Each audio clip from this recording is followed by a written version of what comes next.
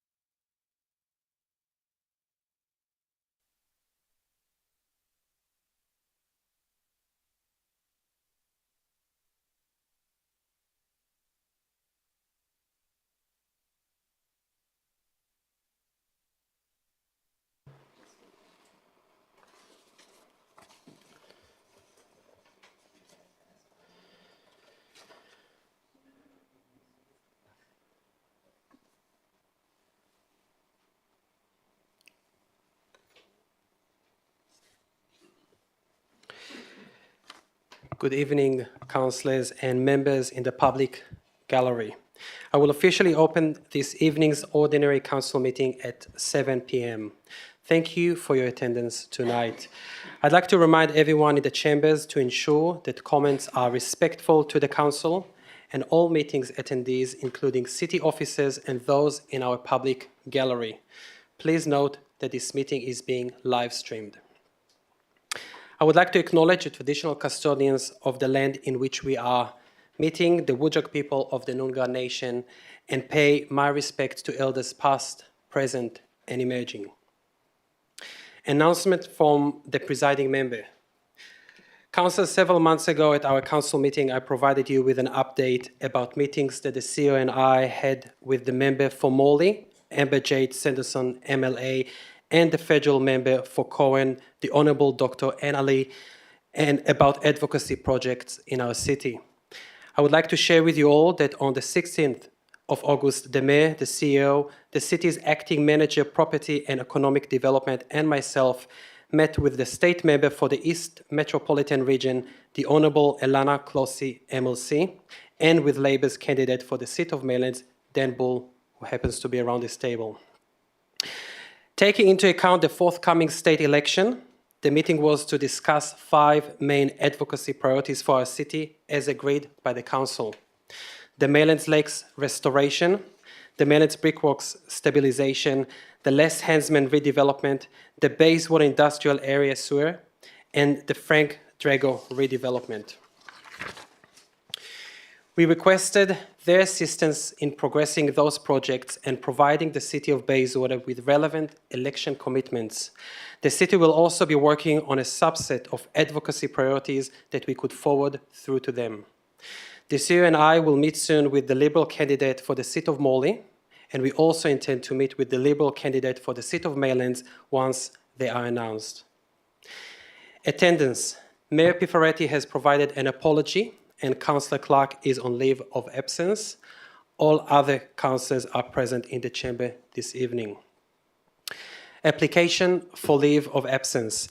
Mayor Pifaretti has provided a request in writing for a leave of absence for the dates 28 August 2024 to 22nd September 2024 inclusive. Are there any other councillors who would like to apply for leave of absence? Councillor Meleka. Thank you. Yes, just for the 17th of September.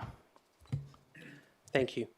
Councillor Sosowski. Thank you. Mine's from Friday the 20th of September through to the Sunday,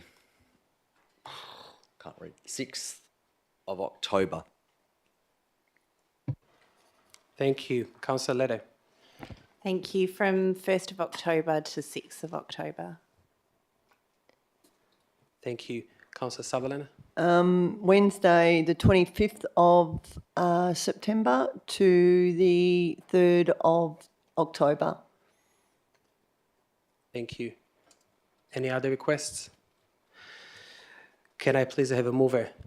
Councillor Palmer and a seconder, Councillor Sutherland. I will put it to the vote. All in favour? It is unanimous. Thank you. Public question time. Disclosure of interest. Councillors, do you have any interest to disclose?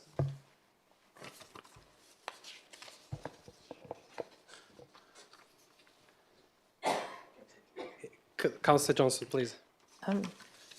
Thank you, Acting Mayor. As previously, I have an interest in 11.1 Ellis House Arts Centres. I'm a member and I'll be staying in the room. It's impartiality interest. Thank you. Councillor Meleka. Thank you. And same for me, 11.1 Alice House Community Art Centre. I'm a member of Alice House and I know a few committee members as part of my role as a councillor. So it's an impartial interest and I'll stay in the room. Thank you. Councillor Sosowski. Thank you. I have 2. My first one is for item 10.2.3, the financial reports for the period ended 31 July 2024. The report shows details regarding the Watton Skate Park and surrounding facilities. I'm a committee member and member of the Morley Windmills Sports Club, and the club leases the building facility at Watton Reserve. It's an impartial interest, and I'll be staying in the room for this one. In regards to item 10.3.2, the urban tree canopy update, the report mentions the targeted underground power program. The property that I live in is within one of the zones identified for underground power, and I'm satisfied from the information and advice that I've received from the department and from the city that this is an impartial interest. A different declaration may need to be made in regards to this in the future. This is also consistent with my previous declarations regarding underground power. It's an impartial interest, and I'll be staying in the room. Thank you. Councillor Bull. Thank you. Item 10.1.2, engagement of consultant, Les Hansman Community Centre. This project is part of the city's advocacy projects. I'm the Labor candidate for the seat of Maylands in the next state election. It's an impartiality interest, but because of the risk of apprehended bias, I'll leave the room.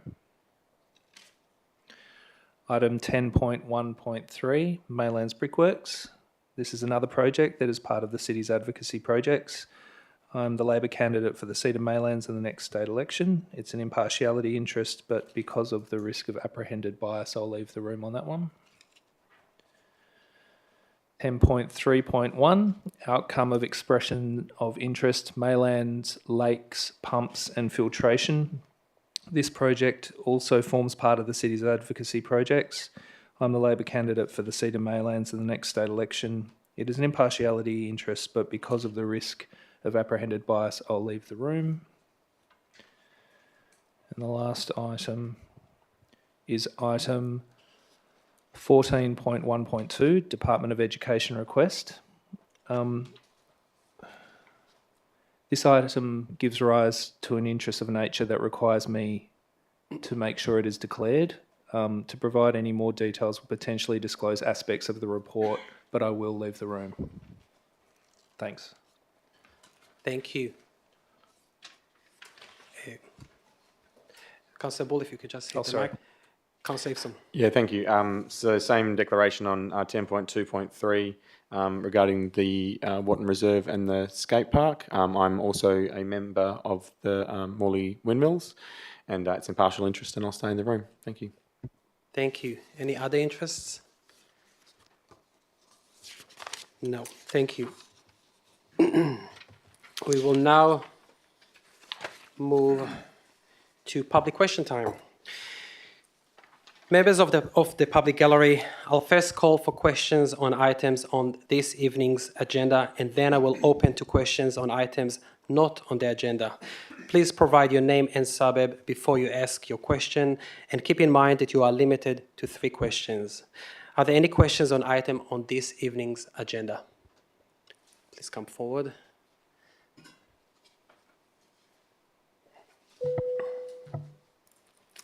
Thank you. Kevin Hammersley, Maylands, to record.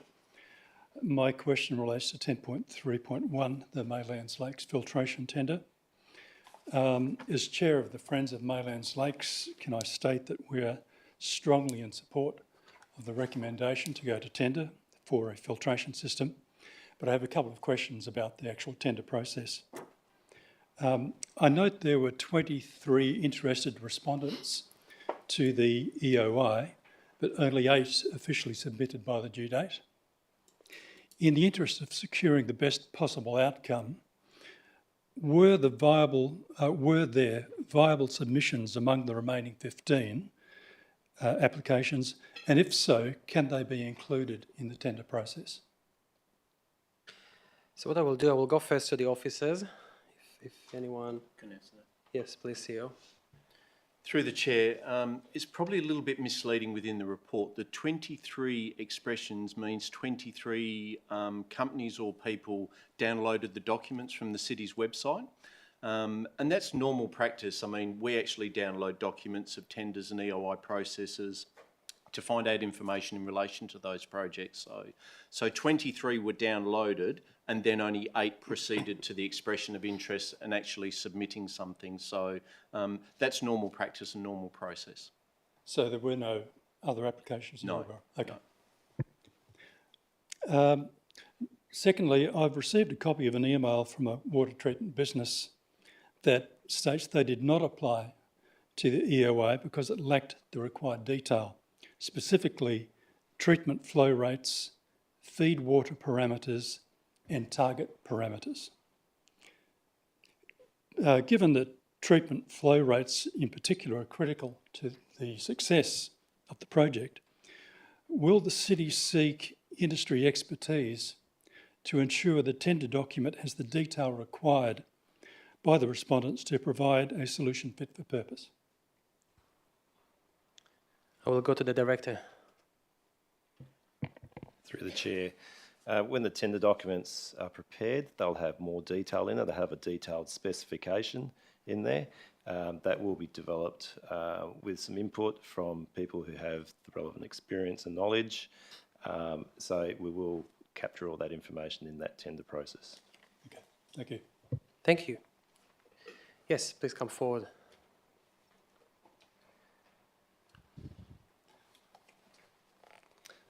Glenn Secco, Clarkson Road in Maylands, and I have some questions about the Maylands Lakes Restoration Project. Firstly, I'd like to thank the councillors for their ongoing support on moving this forward. Also, the officers of the council that are also on board with this, and also for allowing us to have some input into it as well. So the information that has been provided lately has been fantastic. I must say it's been great. Also, the information sessions that have been going on are very much appreciated by the residents and ratepayers around the thing. My question is, in relation to the tender process, is that from my understanding of it, none of the tenders that were actually submitted were in line with what we were expecting or hoping for in the way of a pumping, filtration and chemical dosing plant. My discussions with some companies that are out there was that there was nothing really specific about requesting the tenders in what was required. My friend has said flow rates, all the rest of it. Is there going to be a tender document put forward that's going to specify exactly what is required? I will go to the director.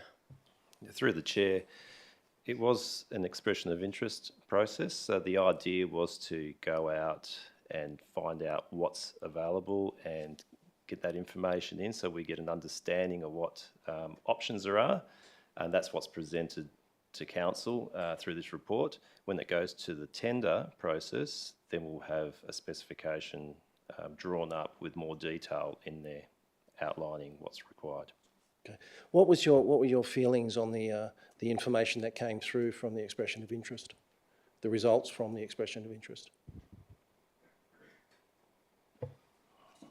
Through the chair, in terms of what I thought of the responses, well, we basically put out a fairly, I mean, although we had requirements there, it was still fairly broad. So what's come back is probably what we'd expect to come back under the circumstances.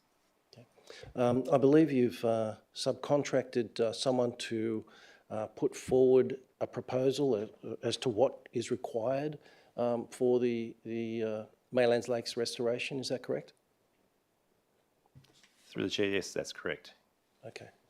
Will the community have a opportunity to review that before it's actually put through to tender? Through the chair, if you're talking about the actual restoration in terms of the master plan, we've already appointed a consultant team to work on that. They will come to the public forum that is to be held next week. They'll be there, so the community will have a chance to meet the company. Okay. Thank you again. Thank you. Thank you very much. Any other questions on items on the agenda? How about you? You will come first. Yep. Thank you.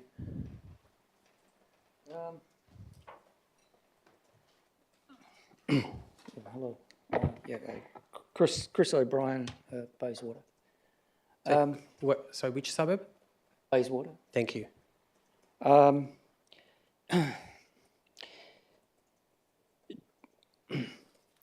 Just with the Beaufort Park proposed. So which item you're referring to? It's not an item. It's just.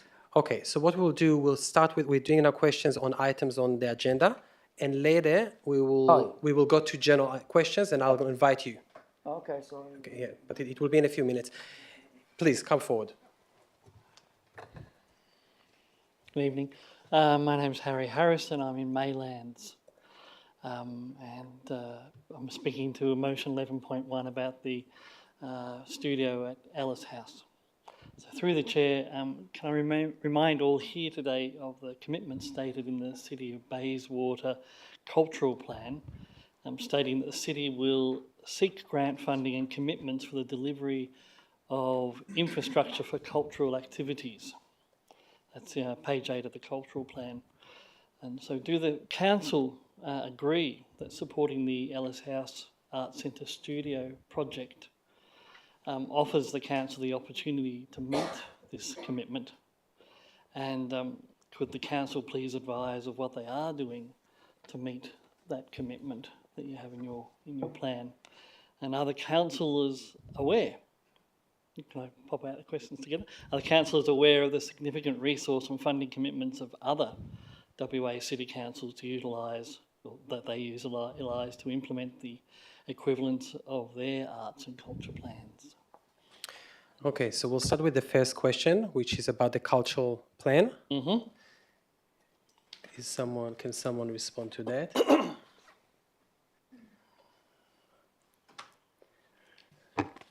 Through you, Mr. Chairman, the cultural plan does detail some projects or some general comments around the types of things which could be considered.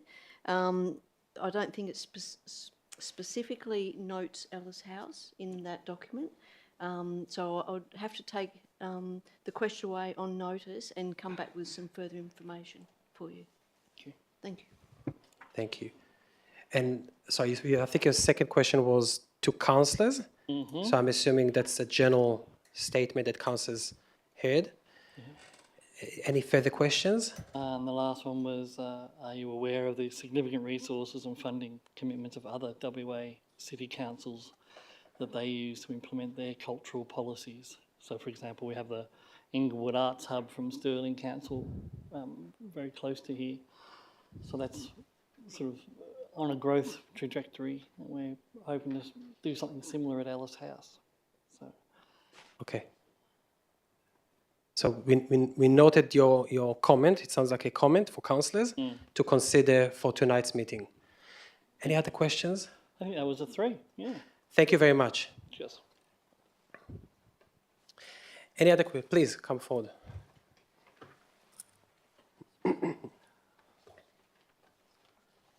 Harry Bazidis, Naranda.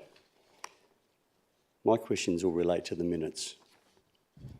At the July Ordinary Council meeting, I asked several questions of the Mayor regarding her trip to Busselton with business developers from the top end of town. I believe that my questions were responded to, but not answered.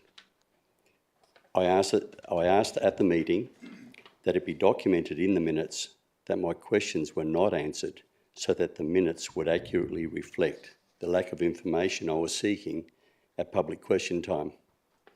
My request has not been noted in the minutes. Why? Do you have a copy of the minutes? Yeah, please, the Manager for Governance. Thank you. Through you, Deputy Mayor, the administration regulations determine what is available and what is presented in the minutes, and that doesn't include general statements made by members of the public.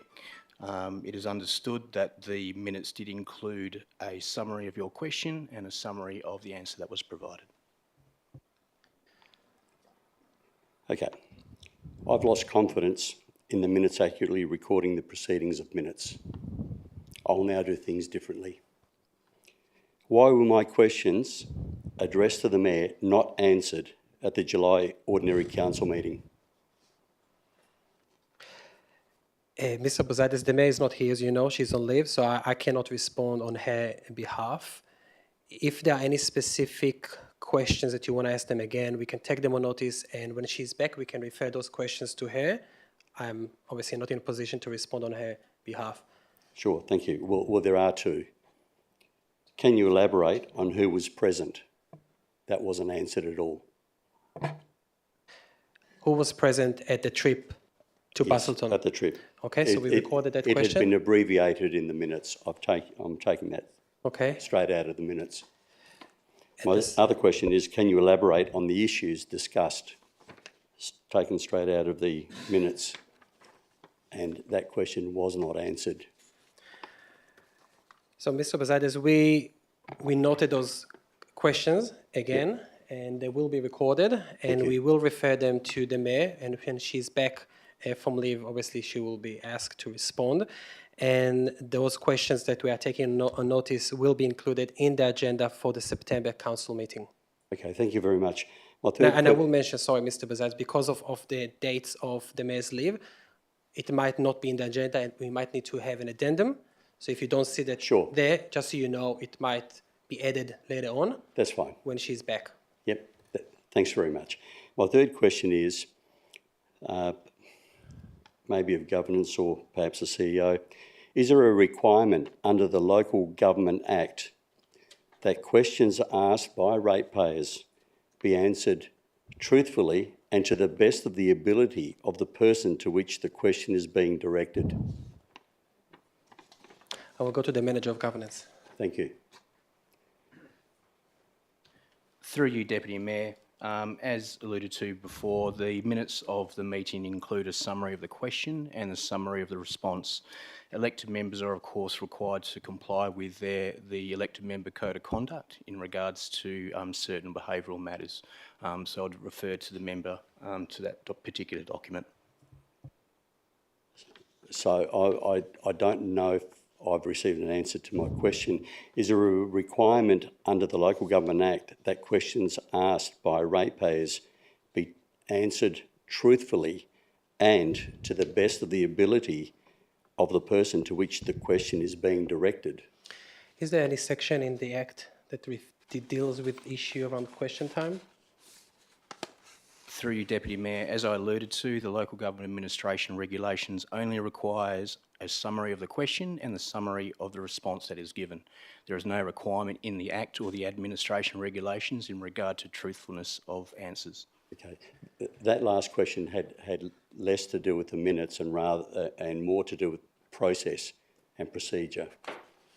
Okay, I'm not confident that question's been answered, but okay. I think, Mr. Bazaides, what I understood from the manager is that the Act or the regulations do not specify a specific requirement on councillors to provide truthful and accurate responses as you would have expected, but this is not what is provided in the Act. This is what I heard. Maybe it's something to raise with the state government, the Minister for Local Government. So to the best of everyone's knowledge, there's no requirement for that. I'll go back. But it's a personal thing. I would take it to the person who's answering the question. Well, let's confirm it again with the manager. Thank you. Thank you, Deputy Mayor. As I alluded to the member of the gallery, elected members are bound by the requirements under the Model Code of Conduct for elected members, committee members and candidates. And if if a member of the community or anybody else feels that there's a breach in regards to those requirements, they can certainly put in a complaint. Okay, thank you very much. Thank you. Thank you. Okay. What I will add, Mr. Bazaides, the CEO referred to our Code of Conduct, and Section 4 of the Code of Conduct, which talks about personal integrity, refers to a requirement on a council member to act with honesty and integrity. So it may not be captured in the Act, but we do have our Code of Conduct, and we are all obliged to follow that. So, so we do have a requirement. Thank you, CEO. Thank you very much. Thank you. Any other questions on items on the agenda? No, thank you. So now we will move to questions, general questions, and not related to the agenda. And I think now, do you want to come forward now? Yes. Yes, please. Okay, yeah. Yeah. Hello. Chris O'Brien, Bayswater. Thank you. Just, this one is not on the agenda.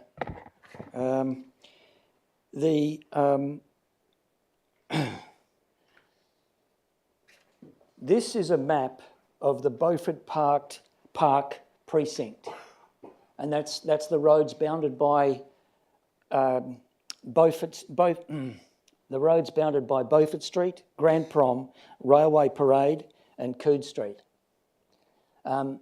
It's in council somewhere. There's the map there. I don't know if you can bring it up instantly. However, in this precinct, there has been installation of what they call raised long platform, which is the bitumenised platform that's about a foot and a half off the ground. It's the full length. It's the full length of the intersection both ways. In this proposal, I'll call them out. There's raised short platform. There's 9. Raised long platform. There's 13. It helps with if you're looking at the map. Raised gateway platform. There's 7. In this area, there is 1, 2, 3, 4 streets, actually 5 streets, that take the bulk of the raised long platform. I don't know if you've ever been down Bowden Street, but between Bowden and Toowong, there's a total of 10, they call them road cushions, that's the black ones, and the raised bitumenised platforms. The question is that council did not send out any information about this to the residents. And so the residents don't know about this. And the only reason that I'm here today is because I rang up Council Tom Stacey, I think it was, and asked what's going on? What's the future plans for this area? Yes. Now, a total of again, there's, here we got 23 bitumenised raised platform, a total of 31 treatments, okay, in a small area. So in some cases, you don't drive more than, I think it's 7 blocks, 105 metres, without encountering another bump in the road. You know, it's a complete waste of money, okay? It's a complete waste of money. They don't have this stuff, as many of this stuff in Mount Lawley. And the traffic in this area, I have not seen, I've seen 1 accident in 37 years in this area, 1. Now, how you got the information that, you know, this needs to be put in here, I don't know, because you must have pulled it out of the air or something. But that is not the case, and that money should not be spent on that treatment area at all. And the question is this: can I ask the council to send out some information about this to the affected residents? Also, can I ask the council to delay, well, firstly, it's question 1. Question number 2, when is more construction going to be commenced? And question 3, can we delay construction until we have residents' approval or residents' opinion on this littering of these things? You know, I don't know if you can see that plan from there, but that's it. You know. I understand. Thank you for the question. So you're referring, from what I understand, to the low-cost urban traffic study that we have, and we're talking about the Beaufort Park area. That's the catchment. I understood. Correct. How about I'll go to the offices and we'll start providing you with responses, yeah? I understood what you're saying. So first you ask about the issue whether this was consulted with residents.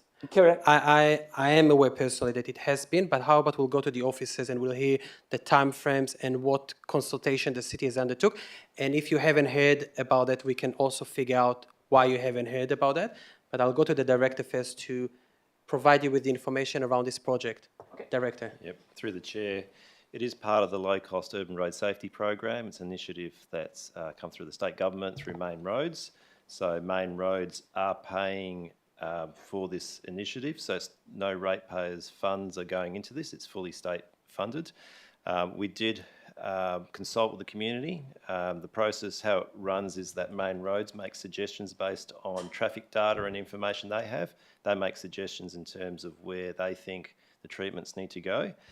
We take that information, we go to the community, we ask the community for their feedback. So we do have a letter does go out. We do have an information session where we do ask the local people living in that area to tell us their experiences in terms of speeds, incidents, rat running and other issues that they're faced with. We take that information, we prepare a plan. Then we take that plan to the community again, and we have another information session where the community can see what is proposed, and we take further feedback and we fine-tune those plans. And then we take those plans to council, and then council considers those to whether they wish to support it or not. When council supports it, we take it back to Main Roads and get their approval. Once we get Main Roads approval, we get detailed designs prepared, and we go out to tender to get those treatments constructed. Yeah, I know that you know you've done all your procedure, but one, I didn't get any letter in the mail at all. I didn't get any letter or information or anything, and I would ask council to delay this construction until I've had a chance to get boots on the ground to ask people exactly what they heard about it, because the locals don't seem to know exactly what's going on unless I tell them about it, you know. And all this e-portal stuff makes no sense, is nonsense unless they know what's happening. So they won't know what's happening unless I tell them or unless someone tells them. So in actual fact, look, that area doesn't need a littering of road humps. It just doesn't need it. I mean, I've lived there for 37 years. Mr. O'Brien, I understand. Can I suggest that someone maybe from the city can take your contact details and we can be in touch with Mr. O'Brien, providing more information around this project, everything that we saw. Council considered this issue several times. Provide him, maybe understand if you have any specific concerns about specific traffic,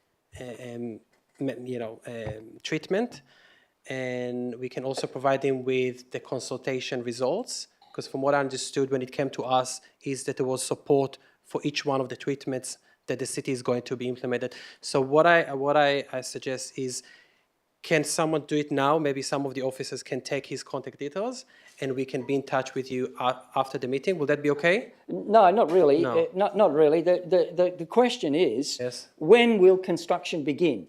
When will the rest of this construction begin? And will council stop this construction until we've had feedback from residents, proper feedback from residents? Because... Okay. So I understand, Mr. O'Brien. I will break it to quick questions so we can answer. Do we know when the implementation of those treatments in Beaufort Park area? Do we have those details? Yeah, through the chair. We don't have, I don't know the exact details exactly where the project is at, but I do know that we're not ready for construction yet. So still a fair way off. So there is time to have discussions about it. Yeah, no, I've contacted Mr. Stacey, and construction will begin in 6 months' time. Okay, but that 6 months is very, very small time to actually let the residents know what's going to go on. You know, this... I understand, Mr. O'Brien, but we cannot... Mr. O'Brien, I'm sorry, we do have a long council meeting and we cannot resolve this issue. We did hear the questions. What I'm suggesting, you have been in touch with Tom Stacey. Yeah. If you can send him an email with your contact details, we'll get someone to contact you and provide you more information and discuss any concerns that you have. We cannot resolve this tonight. I'm sorry. No, okay, fine. But we can start a discussion with you or continue the discussion with you that I understand Tom Stacey already had. Yeah. Can we do that? I'm just looking at the director. Can we So we got confirmation from the director that we will contact you, Mr. O'Brien. Yeah. If you can just, the officer will give you more details. Thank you, Mr. O'Brien. Okay, thank you. Thank you. Any other questions on items not on the agenda? No. Thank you. So we will close question time. And we will go to confirmation of minutes. Can I please have a mover to confirm the minutes from the last meeting? I need someone to move the minutes from the last meeting, councillors. Councillor Sutherland, thank you. Do I have a seconder? Thank you, Councillor Eveson. I will now put it to the vote. All in favour?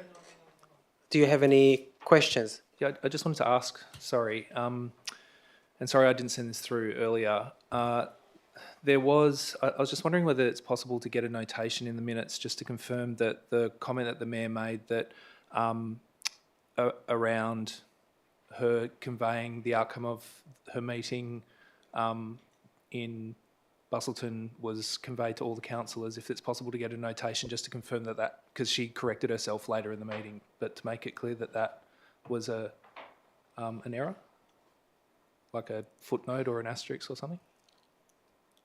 Do you have any specific reference in the minutes? Not on the spot. You'll recall, Deputy Mayor, the Mayor made that comment in response to Mr. Basidis' question around who she reported back to, and she said she reported back to council and senior staff. Yes. And then later she corrected herself at the end of the meeting, which is correct. fine. But just to make sure that. And what do we have in the minutes? Just what she said. Maybe I will check with the governance team. What is recorded? Thank you, Constable. What we have in the minutes recorded.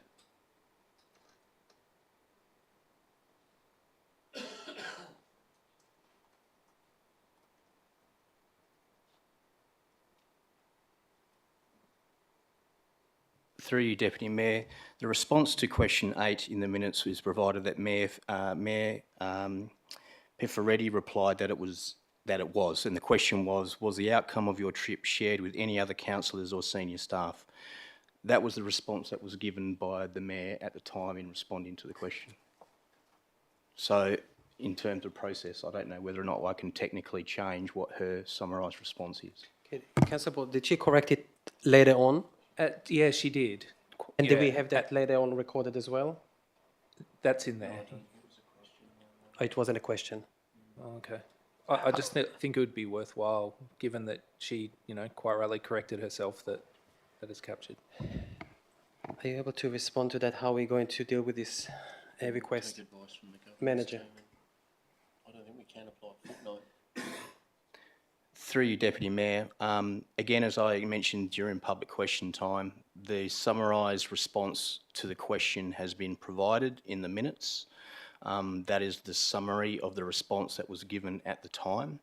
I don't believe there's an opportunity for us to amend something that actually wasn't said in response to that particular question.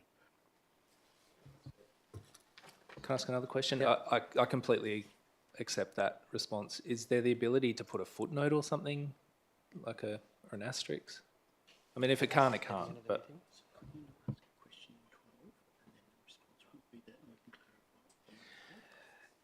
Councillor, the CEO is also suggesting another option to deal with this specific issue that requires clarification, is to raise it at the end of the meeting at the section of questions from councillors without notice. If you will ask that question and the Mayor is not here and that relates to the Mayor, we will take it on notice and refer it to the Mayor. Through you, Deputy Mayor, if Councillor Bull wanted to ask that question in section 12 of the agenda later on, then I recall that response occurring at the last council meeting, so we could clarify that and then it would be on the public record And that the Mayor did correct that during the meeting later on in the discussion. At least that way you will have that documented then through section 12 of question from members without notice. Thank you. Any other questions? Okay. Any other comments on the minutes, councillors? I I will go back to the mover just to check if there are any comments. Okay, no. So I will now put it to the vote. All in favour?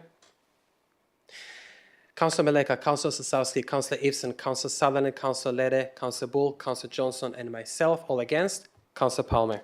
Thank you. Presentations. We start with petitions. Do any councillors have a petition to table? No. There are no presentations this evening. Deputations were heard at last week's agenda briefing forum. Now we're going to delegated reports. And we do have two items. First item, 8.4.1, Mayor Piferetti, CEO Performance Review Training. Can I please have a mover for this report? Sorry, I just have another interest to declare. Apologies. Yes, please. We can Sorry stop, about that. yeah. Thank you. Item 10.5.1.5, Quarterly Performance Review, Corporate Quarter 4, 2023-24. It makes reference to Gobber Lake. That's a proximity interest, and I'll leave the room. 10.5.1.5, have I got that wrong? Sorry, 10.5.1.5, Councillor? Yeah, the Quarterly Performance Review. Because we have a few quarterly performance review. 10.5.1.5, Quarterly Performance Review, Corporate Quarter 4, 2023-24. So a proximity. Thank you. Sorry, I should have said that earlier. Okay, so we will go back now to item 8.4.1, Mayor Piferetti, CEO Performance Review Training. I do need a mover to move the report. Do I have a mover? The mayor is not here. Councillor Leder, thank you. Do I have a seconder? Councillor Bull. Any comments, councillors? No, I will put it straight to the vote. All in favour? It is unanimous. Thank you. Item 8.4.2, Councillor Bull, elected members, essential training. Councillor Bull, would you like to move the item? Do I have a seconder? Councillor Sutherland. Any comments, Councillor Bull? Any comments, Councillor Sutherland? Any other comments, councillors? I will put it to the vote. All in favour? It is unanimous.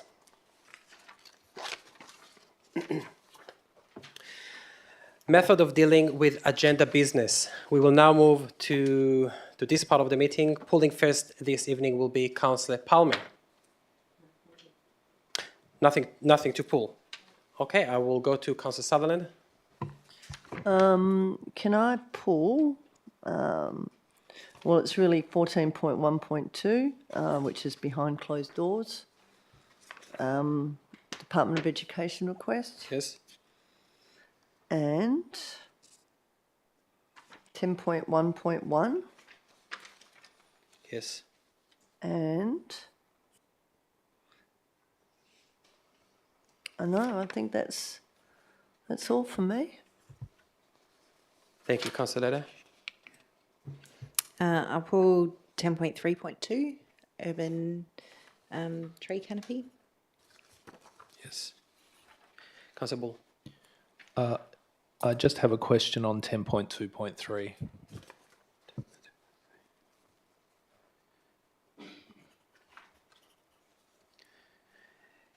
Councillor Johnson. Councillor Maleka. Councillor Sosowski. Councillor Ibsen. No. Okay, thank you. I will pull 10.1.3 Maylands Brickworks. And 10.3.1, outcome of expression of interest, Maylands Lakes, pumps and filtration. And I think that's it. Councillors, thank you. Okay, we will start.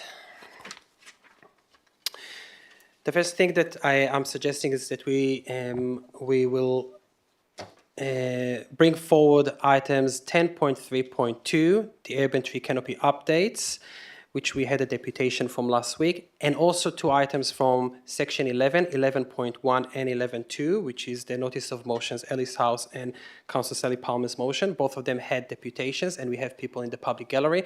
Can I please have a mover to bring all those items forward? And do you think 10.3.1, just because we've got a lot of people? 10.3.1. Suppose that's close. We can also bring that forward if you would like to. Let's add it to the list and we'll bring it forward as well. Yes, can I please have a mover? Councillor Bull, thank you, Councillor Lede. I will put it to the vote. All in favour? That is unanimous. Thank you, councillors. So we will start with 10.3.2, urban tree canopy update. It was pulled by Councillor Lede. Councillor, I understand you have an alternative motion? Yep. Would you like to move that one? Yes, thank you. Okay, so councillors, you have it in the run sheet. An alternative motion from Councillor Lede. Do I have a seconder? Councillor Johnson, thank you. Councillor Lede. Thank you. This report details some really excellent work by city officers in thinking of creative ways and programs to progress our tree canopy in the city of Bayswater. However, the results of the LiDAR are concerning for those committed to our canopy targets. The information in the report shows that we currently are not expected to meet our canopy targets by the stated time of 2030. With this alternative, I want to reaffirm our commitment to this target and request the city approach this with the appropriate level.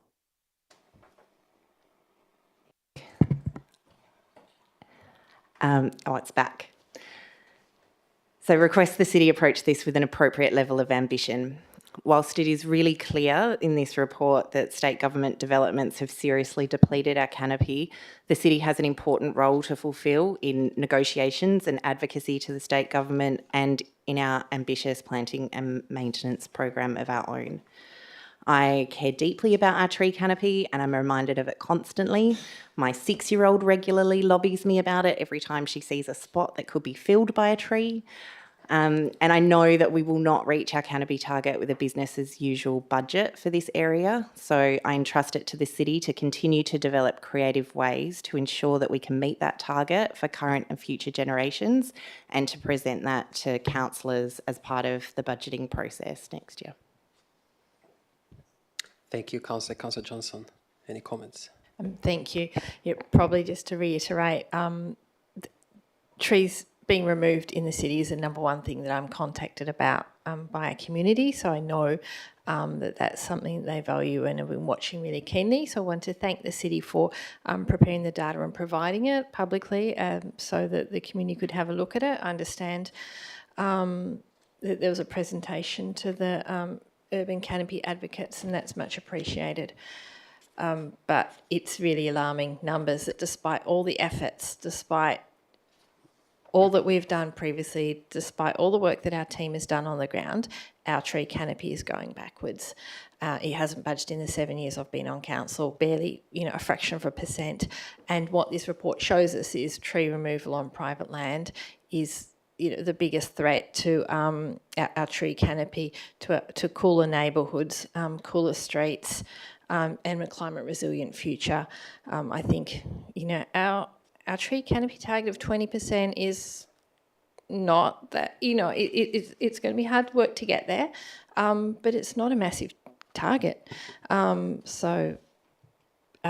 think this data is really revealing. It's been a real wake-up call to all of us that we need to do more and we need to do better. So I'm definitely happy to see this amendment that we commit to doing better. Thank you. Thank you. Anyone would like to speak against the motion? Anyone would like? Yes, Councillor. Not against, just a question. Please. Look, it's for the city. I'm hearing a lot of really scary statements and numbers of trees being removed due to the polyphagus shot hole borer. Can the city provide us some information around the impact of the borer that it's had already or will have potentially on our canopy in the very near future? I will go to the director. Through the chair, I mean, at this point in time, the impact hasn't been as severe as some other council areas. I think it's reported about 36 trees or something like that's been removed. But we don't know what's around the corner and how much impact it's going to have. But what we are doing is changing the species that we're planting to be more resilient and to basically stop the borer from attacking those trees. We can't really say what's around the corner. We don't really know, but we are putting measures in place. Probably just a follow-on, because there was an announcement, I think it was $7 million from the state government regards to planting, and they're talking like a 3-for-1 and things like that. So, I'm trying to, and then I hear it's down in Harvey, I hear it's in the hills already as well. This is probably on the spot, but it's only obviously getting this afternoon. I'm trying to understand, I guess, what's the risk and where would Bayswater sit in regards to funding should something happen, I guess, because what this notice of motion is doing, I'm seeing is the third limb is really committing us to deliver, and we don't actually know what that's going to do in the very short, medium term. I'm just trying to understand, do we have any line of sight of what 7 million trees, how many is that? Is there priorities? Is Bayswater up on that priority? That sort of thing. I will go to the director. Through the chair, if you're talking about the announcement from the state, we're looking into that, and if we can tap into that resource and get some more trees in the ground. Like I said, we haven't had a lot of trees removed. It's mainly attacked the coral trees that we have in Maylands and around Riverside Gardens. So it hasn't had a big impact on us at this stage, but we will be monitoring what is going on and what opportunities we have to get hold of some of those funds and get more trees in the ground, particularly if the state government's paying for that. Any other comments? Any other comments on the item? Councillor Sutherland. Look, I thought this was really interesting, and I think it's always important for councils and any stakeholder, really, government, state government and federal government, to keep looking at ways that we can improve our tree canopy, not just for climate resilience, but there's also evidence that streetscapes with big trees do have more property value than ones without. But reading and rereading this, I do think sometimes there's a bit of a mesh with council, government, all levels of government. We want more trees, but how we go about it. So I have noticed in this report we talk about the state government. We've got all these projects we're going to benefit from, particularly Metronet, and we've had to get rid of a bunch of trees. And we've also got this thing now which is creeping in about the dominance of trees being lost through private property. That's because people have to cut down trees to live in houses. And I'm always wary about government going into overreach in private property. We have a land hierarchy in Australia, and it's been working very well, where freehold land is what we buy, and we really need to keep hands off that. But I do think there's other ways we could maybe help with that. I wouldn't even be minded if we give 5 or 10% rate reduction if they put more trees on lands. I've got 10 trees on my property, so I'll be happy with that. But, that's just a suggestion. And I also agree, I think that the government, we need to work, well, the government needs to work with us. It had a report, aspect in the report about underground power in the way the trees are getting stressed. If that's the case, well, I don't know why, if we've got rivers of gold of money coming in, why more of our main streets can't be underground powered to make the tree canopy nicer. And the other one we need to look at is the water usage. So if we want to have more trees, we all think that the government's putting more and more limits on our water usage. So, what can we do there? So I think we need to sort of say, you want us to have more trees, we want more trees, everybody wants more trees, we need to come together and work this out. That's just my thoughts. It's not for or against, it's just my pontification, as I always say. Thank you, Councillor. Any other comments? Councillor Sosowski. Yes, please. Thank you. Just looking at the three limbs of this motion, happy to receive the report that the city has put together, and it is interesting to see that the state projects and private property is where we've lost most of our trees. What I did like seeing in the report is that on the land that we control as a city, we have increased slightly, and it'll be really exciting to see next year or the year after, once all of those trees that we've planted over the last 2 years are finally getting some girth to them, how we hopefully will see our canopy on the land that we control increasing even more.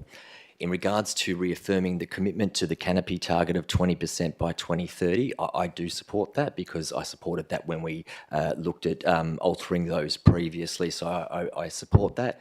And in regards to LIM 3, I read this, and for me, this says it's about bringing information to council so that council is aware of what it would cost if we were to do this. It's not actually committing us to doing this. It's an information building exercise, and I recently did that with footpaths during our budget process as well. So I think it's reasonable for us as a council to consider the numbers and to consider what it would take, and then at budget time we can balance that out with the rest of the competing priorities to see just how much we can actually do with this. So I'm happy to support this motion tonight because it is, LIM 3 in particular, is an information finding exercise that I'd be happy to think about. Thank you. Any other comments? I'll make a few comments. Thank you, Councillor Leder, for bringing this forward, and thank you to the officers for this very robust and informative report on this very important issue. I support the motion. I think we need to do much more to have any chance to get closer to reach our canopy targets. We do need to care better for our veg trees and our trees in the parks, and to deal with the challenge that we have in light of the climate changes that we see. Every tree that we lose is a lot. Those mature trees that we all see dead along our streets, that's a massive loss. Private properties, this is an issue that we will need to tackle. We can see the report, most of the tree canopy is on private property in the city of Bayswater, and we will have a discussion about this issue again in September. We will start with the policy committee and it will come to a council, so we will see how that can help us to resolve this matter. And state government, we will have to do better how we engage with the state government on those issues. So they're coming, they do the projects, they clear the trees and they go. You can see on Tonkin Highway, it's all cleared. They're not trees, they don't plant it as it used to be. They had forest, Guildford Road, Tonkin Highway, they had so many trees before, nothing. So, and we can see also in the report, a massive loss on those state government led. So I think we do have a lot of things that we can tackle, a lot of work, but it's a crucial issue to tackle. I will go to the mover to close. Councillor Leder. Thank you, and thank you for everybody's comments. I guess it's clear that there are many threats to our tree canopy and that we are constantly trying not to lose ground, and we need to be agile and responsive in this area, and I believe we have a great team that can do that. And as Councillor Ostaszewski said, this commits us to have a plan that councillors can assess when it comes to business planning and budget time, and then it is up to councillors to determine whether we can maintain that ambition or not. But it also, through LIM 2, does affirm our commitment to that target. So I think we are looking from the city for creative ways that we can achieve that. Yeah, I'll leave it there. Thanks. Thank you. I will now put it to the vote. All in favour? It is unanimous. Thank you, councillors. We will now move to item 10.3.1, outcome of expression of interest, Maylands Lakes pumps and filtration. We brought it forward as well. And I pulled that item, councillors, and I did provide an alternative motion in your run sheet. And we already have it on the screen. Councillors, I will just highlight the changes so you'll understand what we did here. LIM 1 is the same as the officer's recommendation. So I think you need to fix something. I'm just looking at the minute taker.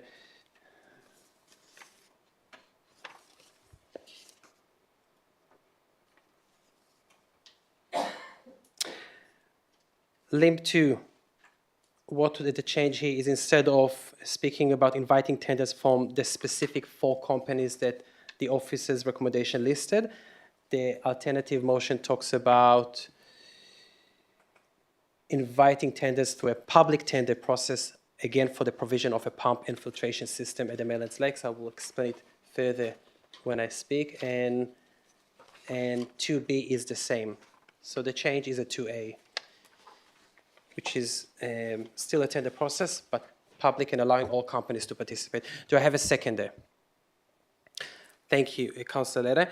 So what I did here is not a massive change, and I discussed it in length with the officers today to understand whether there are any implications. And the reason behind this change is to ensure that we have all the options on the table later this year when we are considering this issue again, and also to deal with some of the concerns that we had from community members during this week. It means that we are still going ahead with the tender process, but instead of limiting it to only 4 companies, any company that provides pump infiltration systems can still submit their application through the tender process, so we can assess it. Some of the companies may have not had a chance to participate in the EOI because of the time frames. We are not sure, but many had, more companies had some interest. So this will allow all companies to participate again in this process, so we can have all the technologies on the table. And I will reiterate that it's again all about the pumping infiltration process that is here. So there is no change to that. Councillor Leder.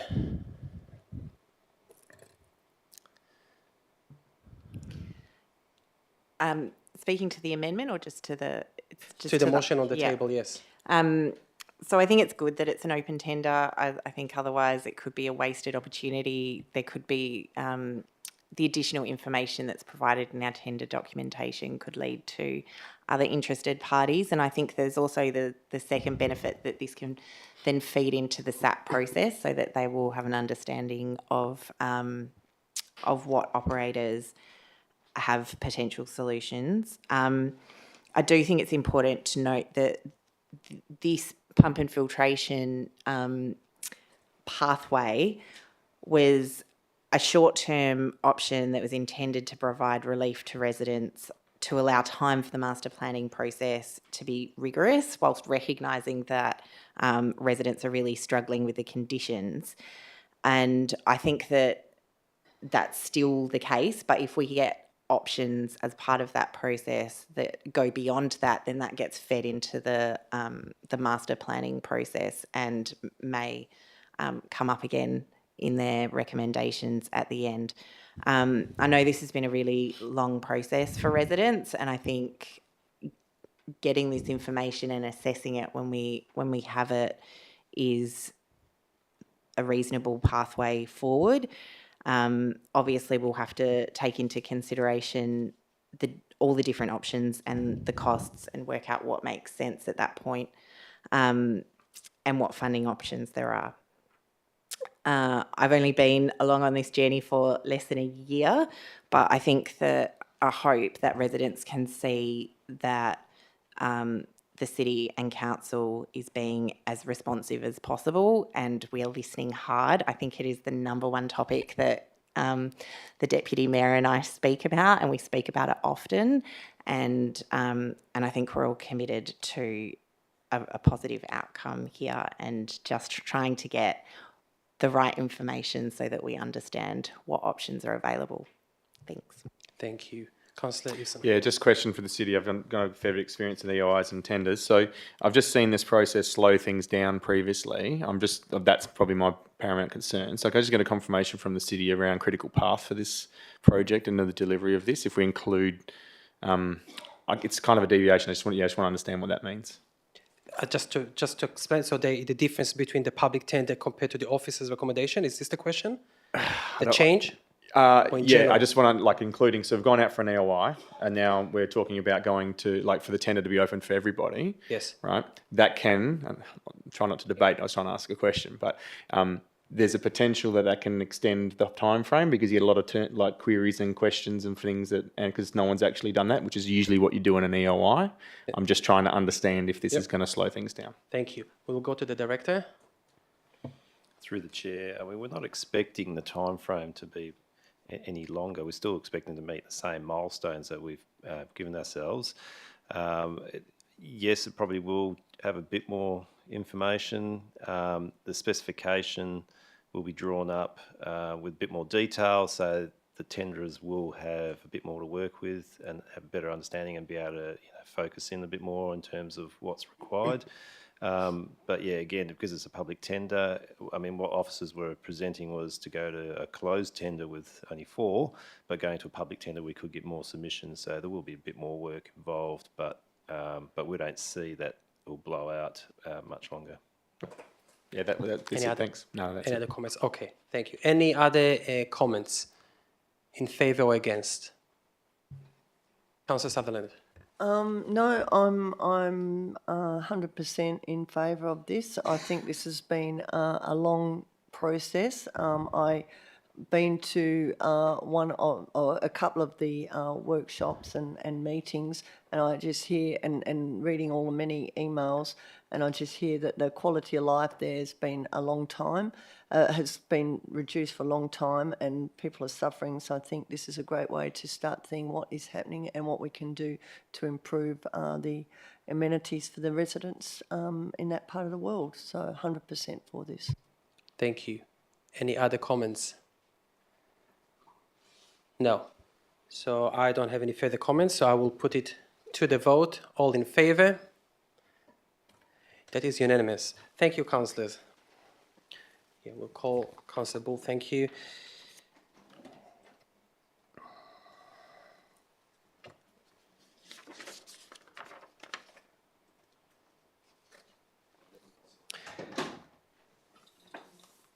Councillor Bull, just so you know, the alternative motion that I moved with regards to the lakes was supported by the council. We are now moving to item 11.1, a notice of motion from Councillor Dan Bull regarding Ellis House Community Arts Centre proposed art studio addition. Councillor Bull, are you moving what we have on the table? Do I have a seconder? Councillor Lede. Councillor Bull. Thank you, Deputy Mayor. Councillors, it's important to support this project and this motion.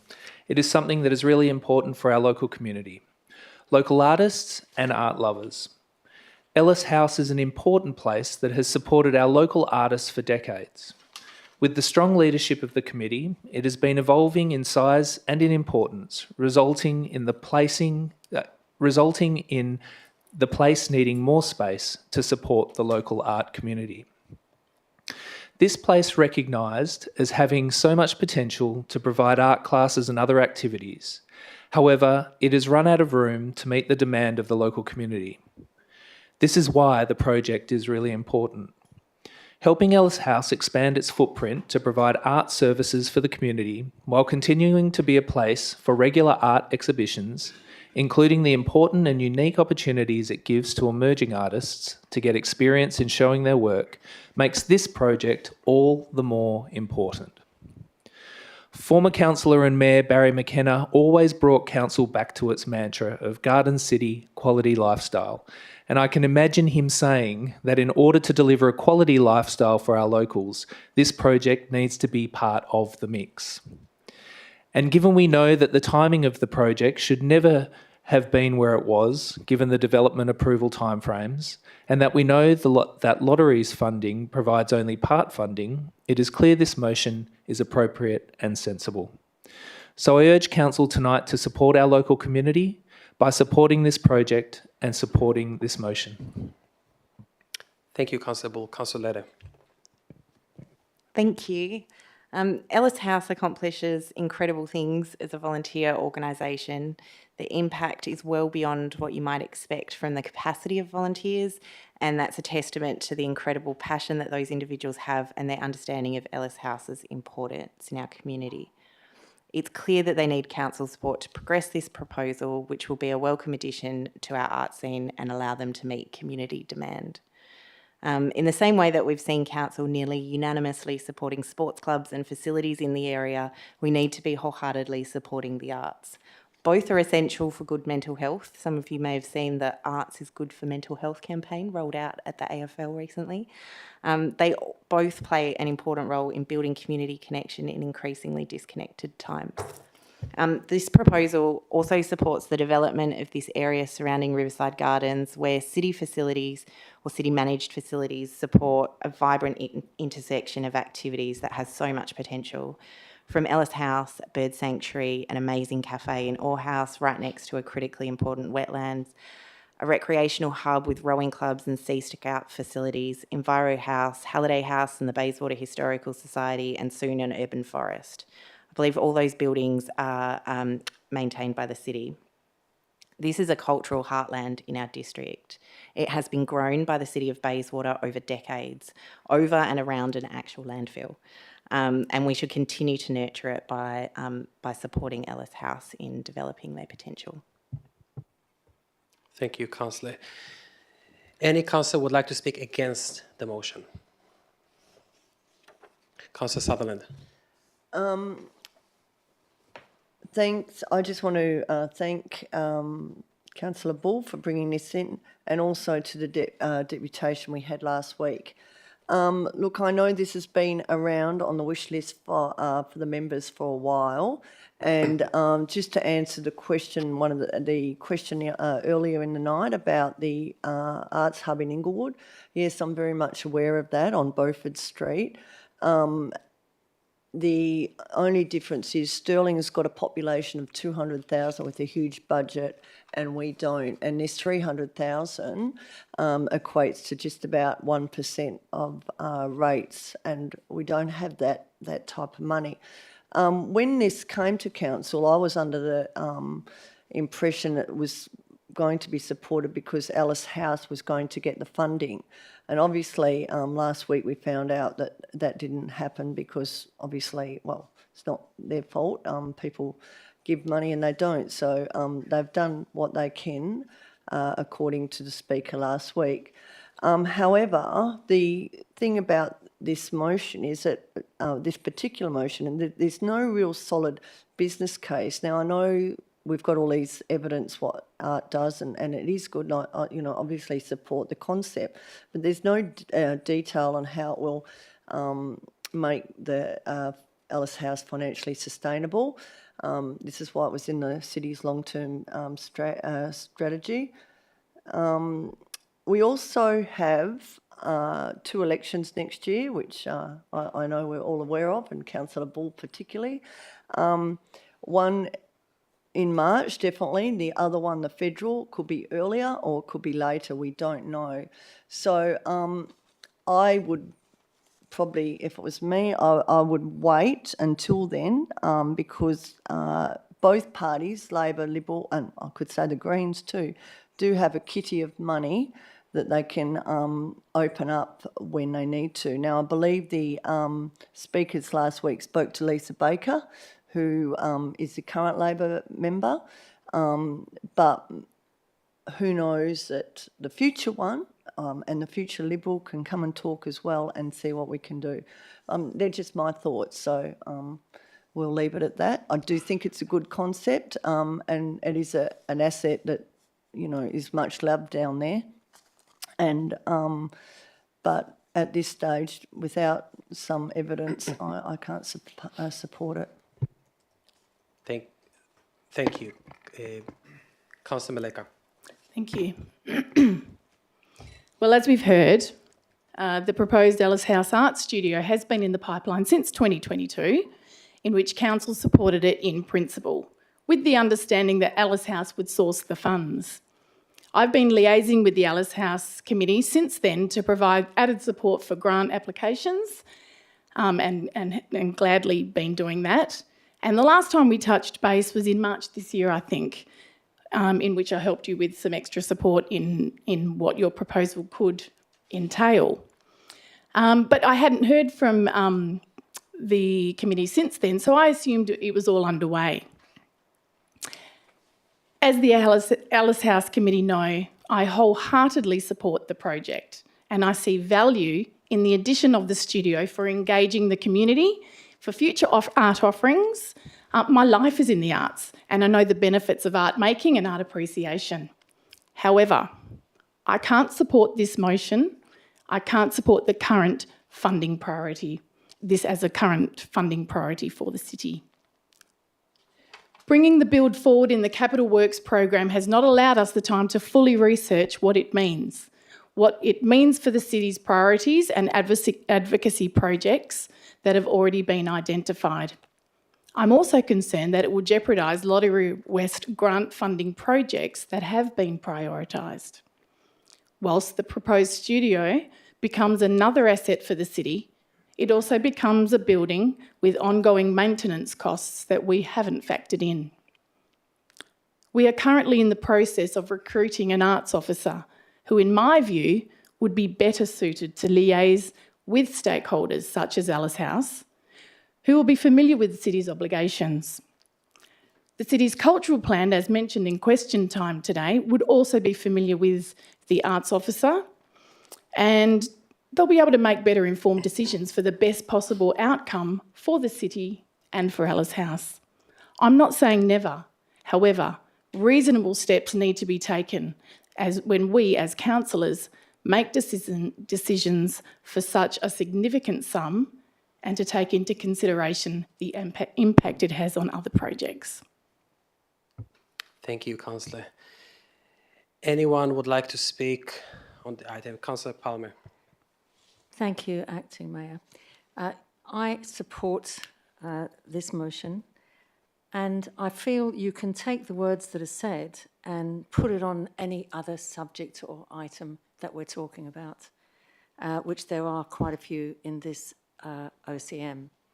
So I feel if you take away the word art and put the word lake or something similar, you'll have the same response. Too much money, can't afford it, Capital Works and so on. So you can say everything like that. I think sometimes you have to look at the time and the element and the importance of this product. You go to the Ellis House and you have amazing artists there. And they come from the hills down there because they have high respect for Ellis House. And as you just walk through the passageway, you say, oh, excuse me, because it's just so narrow. The rooms are small. You cannot have a successful cultural art program if you don't look to the future and say, this has got to happen. This is just the first step, okay?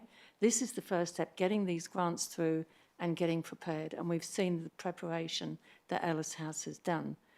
When I've been there, I just feel that I'm just squashing up and going past people and everyone flows out to the back garden because there's not a lot of room in the house. So we really do need this expansion and a good expansion in a great property with the room at the rear that can afford a beautiful setting like this. I think if you miss this chance now, it's not going to come back. You're not going to do it next year. The next year after that will be even harder. So here it is. Let's put our foot in the door and let's take that first step. It's brave, yes, but as I say, you can look at most subjects in this OCM today and just change the word and you could say on half of it, oh, this is too expensive. This is too much. Too many trees, can't afford it. Too many lakes, can't do that. Too many engineers going through, different parts. It's so easy to say that. So sometimes we have to sit back and say, right, nothing has happened in the art world. We do have a wonderful art exhibition that we do every year. And I feel that this element here, we really they have a right to say to us, what is the city doing? We're doing the artwork, we're doing the preparation, and we're doing all of that. What is the city bringing to it? So I think the city can very well keep this on their forward planning and accept the fact that it's a very important issue for the people, for all the people. Thank you. Thank you, Councillor Palmer. Councillor Ley? Can I ask a question? Yes. Of the city? Does this commit council to spending this $300,000 or does it still need to go through a budget process? I will go to the director. Through you, Acting Mayor, this would be an input to next cycle of budget planning. Nothing is committed until council adopts its annual budget. Thank you. The CEO would like to add something.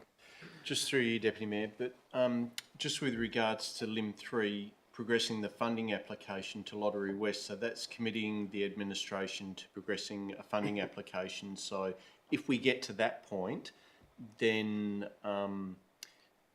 I wouldn't be advising the city or the council not to seriously consider it as part of budget, because obviously we've progressed that funding application with Lottery West to a point where we're asking them to contribute to it. So. Yes. So would that look like in the budget process this year? I remember that in the list of items we were told which were funded by the city, which was like partially grant funded. It would be one of those items that was partially funded by an external source, and then council would have to decide to approve it or not. Yes, that's correct. Councillor Ivson. Thanks. Just a couple of questions. So, can the city advise what happens if we don't get the Lottery West grant? So if this notice of motion is resolved and accepted by council and moves forward, what happens if we commit the 300, it sounds like, or essentially we're pretty much committing it, even though it's not committing it? And I'll argue that out later. But once that's done, if we don't get the grant, what happens then? I will go to the CEO. Through you, Deputy Mayor, then that would be a direction from council as part of your council-led business planning process for 2526. So council may then determine that you would add additional municipal funds. You may direct the administration to look at alternate funding streams to do that. So there'd be a number of options, as you would do with all of your projects during that process. Yeah. So a follow-on question then. So this puts the $300,000 into that budget allocation. Through you, Deputy Mayor, as the Director indicated, it would be an input into that. So you would consider it as part of that. Cool, thanks. I just have a question about priorities then. So does the city have a prioritised list of projects seeking Lottery West funding or external funding overall? Through you, Deputy Mayor, we're currently working on that at the moment. The manager and I had a meeting with Lottery West only within the last couple of weeks, and we've got some minutes of that meeting to go out to council. But one of the key things coming from the Lottery West meeting was that they requested that the city prioritise their Lottery West applications and rank them accordingly so that they can then give it due consideration in terms of what they would consider for funding. Okay. So, I mean, just some basic terms, it could mean that a project this is pushing this in front of those projects, or the top of that list that we haven't created as yet. Is that correct?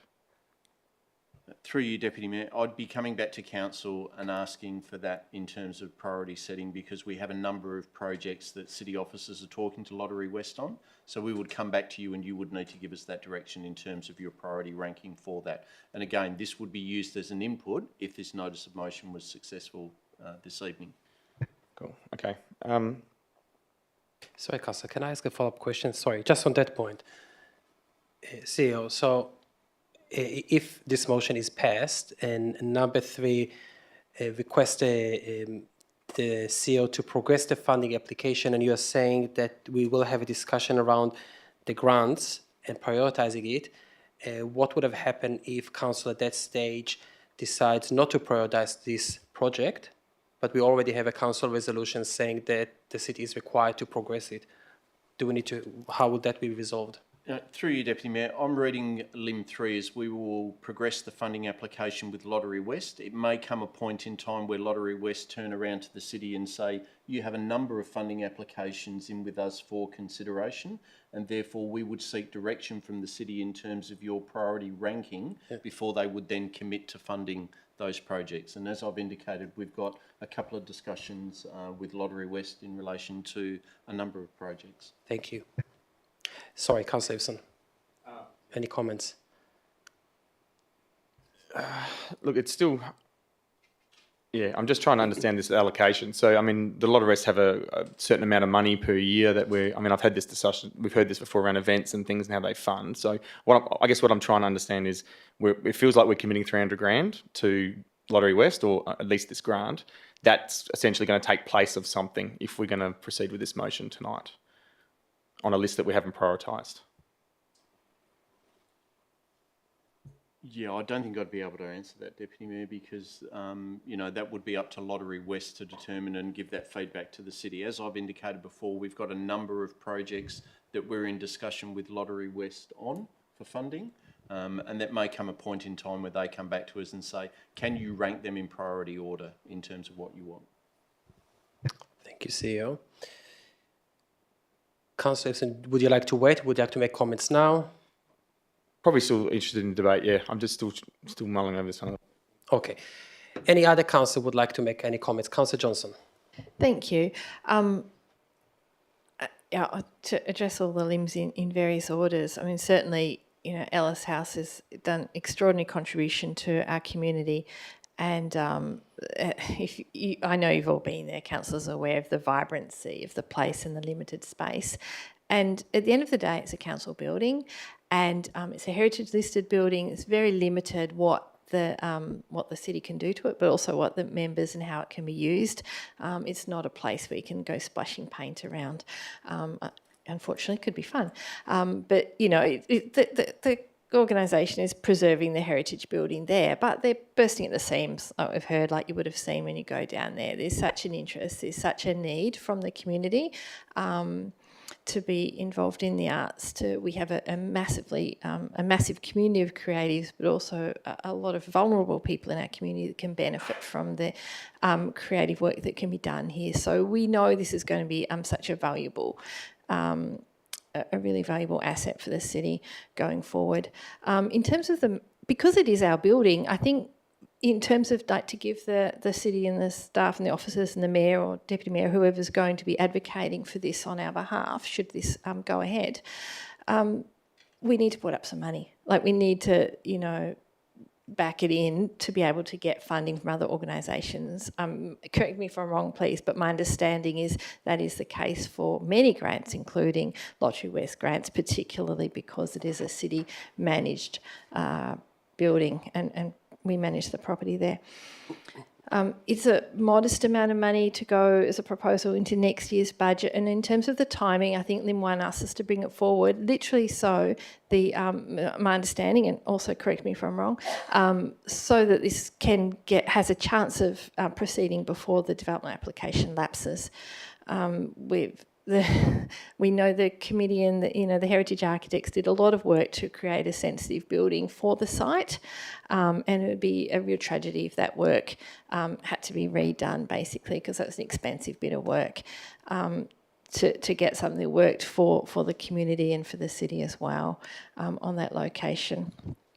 I think it's a sensible and modest ask, really, and just hopes to get the ball rolling on what could be a really fantastic asset for the city and our community.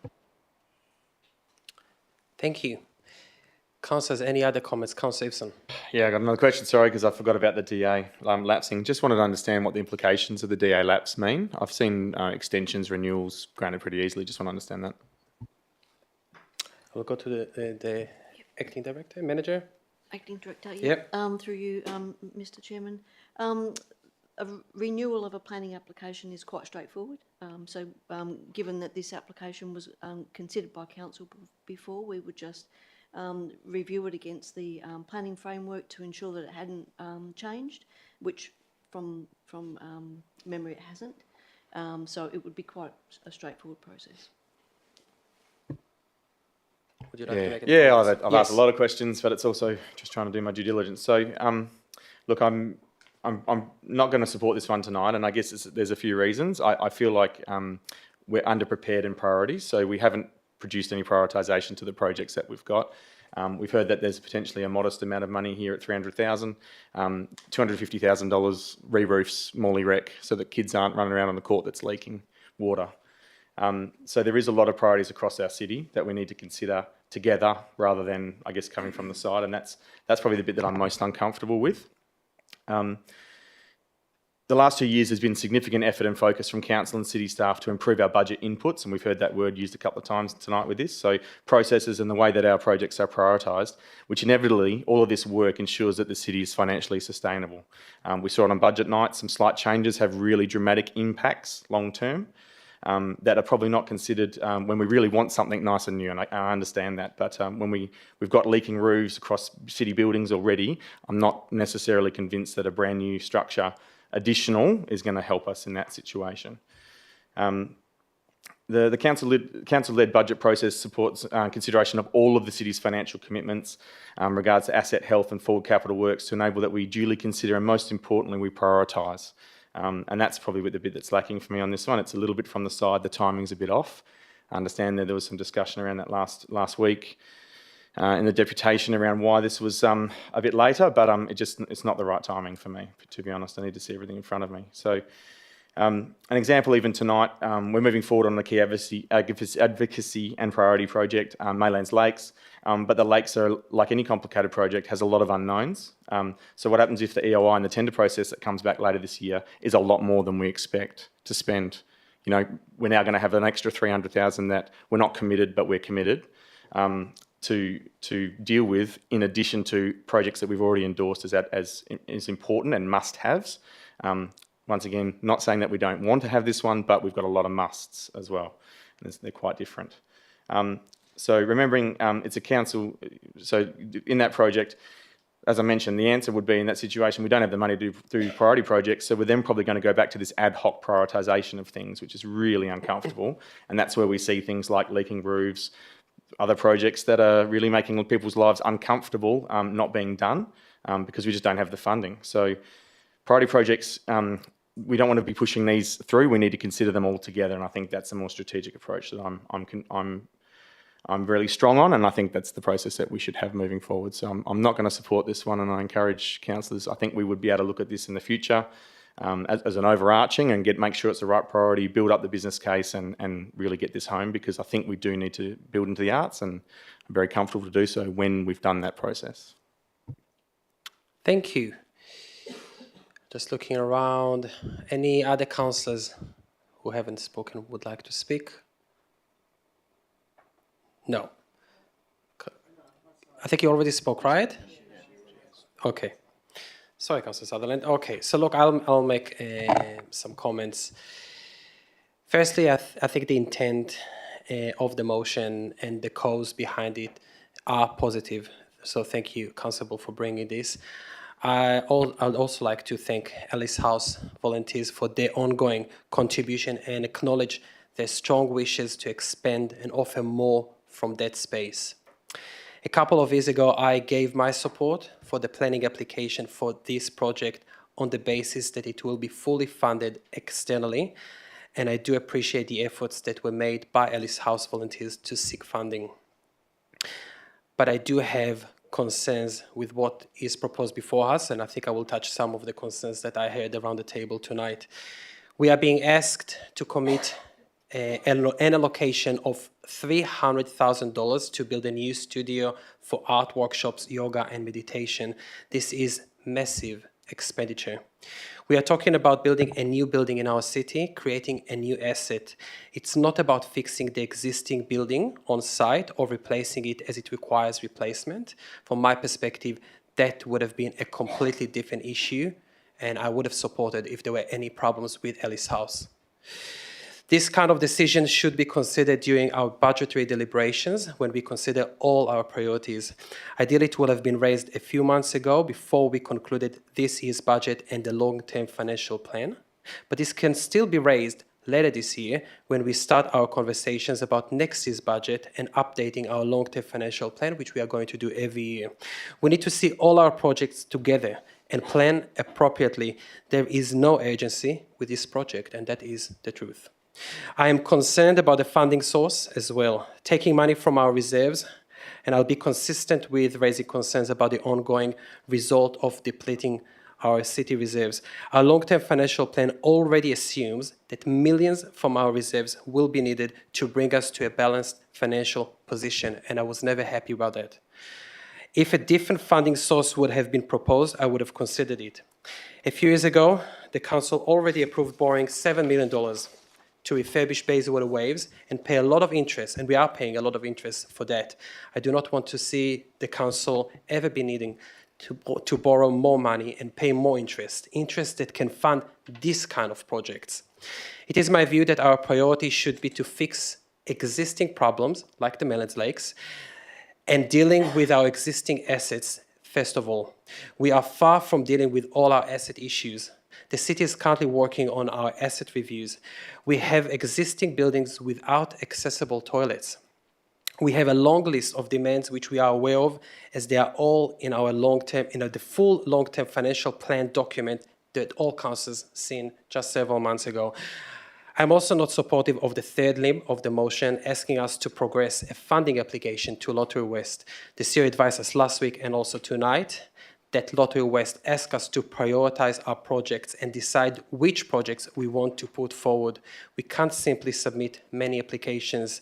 This is what they told me, and I spoke with a Lottery West officer who told me, you need to decide which one is your first priority for the city of Bayswater, which I think is fair enough. They want to allocate their grants to different local governments. We need to have this discussion on council first. I think that is responsible.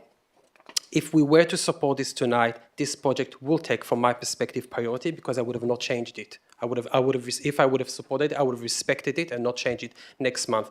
So if it is supported, this will take, from my perspective, priority over all other projects, and I'm not ready to do that before seeing all the other projects and needs. Just one example, we received an engineering report telling us that the kiln at the Maylands Brickworks can fall any day now in the next 10 years. This is a state heritage site. Should we really progress and prioritize a lottery grant application for this project instead of trying to get funding from Lottery West to fix the Maylands Brickworks? I also understood from the chair of Ellis House's deputation last week that no conversations have been held as yet with the Labour candidate for the seat of Maylands and with the Liberal Party on this project. I think this is the time to have those conversations like many other clubs and groups do, and I am hopeful that both parties can help in providing a substantial election commitments to deliver this project. My last point is that a couple of months ago, I personally supported the budget, which included a funding allocation for an arts and cultural officer for the city of Bayswater, a permanent officer. It is a massive step forward that will allow us to progress more initiatives around art and culture in our city. This has a cost, ongoing cost, which I was happy to support. It was requested by many community members, and I understand that the city, as we heard also from Councillor Meleka, is now in the midst of the recruitment process for that officer, which I think is very exciting. So I don't think we can simply do everything at the same time, and I can't support the allocation of $300,000. I will go to Councillor Bull to close the debate. Thank you, Deputy Mayor. When I first got on council back in 2015, one of my favourite projects that was in the works was actually introduced by Councillor Sutherland, which was the community arts project, $70,000 project that came through a notice of motion from memory, or was it through the budget process? It was before I was on. Either way, Councillor Sutherland supported that, which was a terrific community project, and one that was, quite forward-thinking. And I think for Councillor Sutherland, here's another opportunity to show that continued renewal of your of councillors' commitment to the arts through this. So I will continue speaking for as long as I can, so she can think about that opportunity. This is an opportunity to support our local community. It's an opportunity to support our local ratepayers, the people who put us here. What we do know is that there are a significant number of artists, art lovers, and others who benefit from community arts, who have a direct connection to Ellis House or don't. Some people don't have a direct connection because there's just not enough room for them to explore opportunities in art, in visual art. And what this project does is create that opportunity for the people who have put us here to be able to explore that. Ellis House is a very special place. It's a place that is run by very passionate volunteers, 80 volunteers who are active, plus another few hundred members, and they're all volunteers, all of them.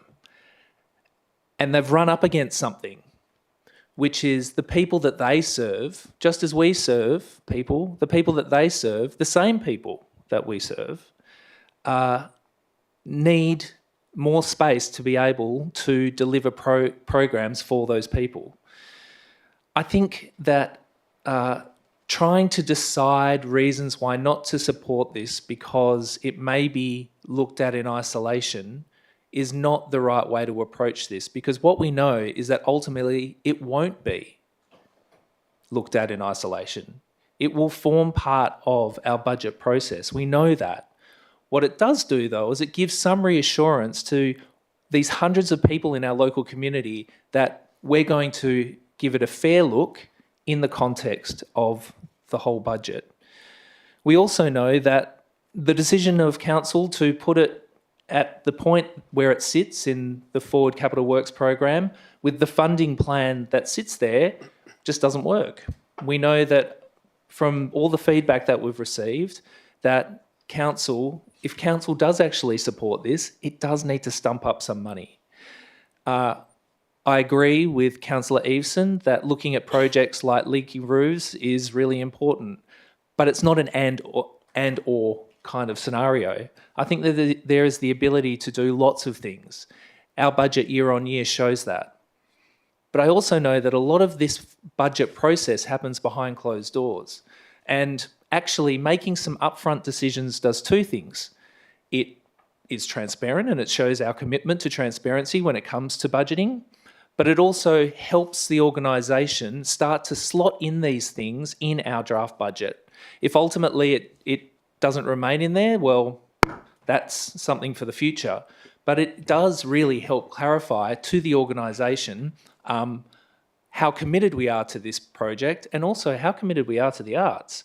It's fantastic that we've got an arts officer, but what is the good of an arts officer if it can't support an organisation that's run out of room? They kind of go together. It's not and or.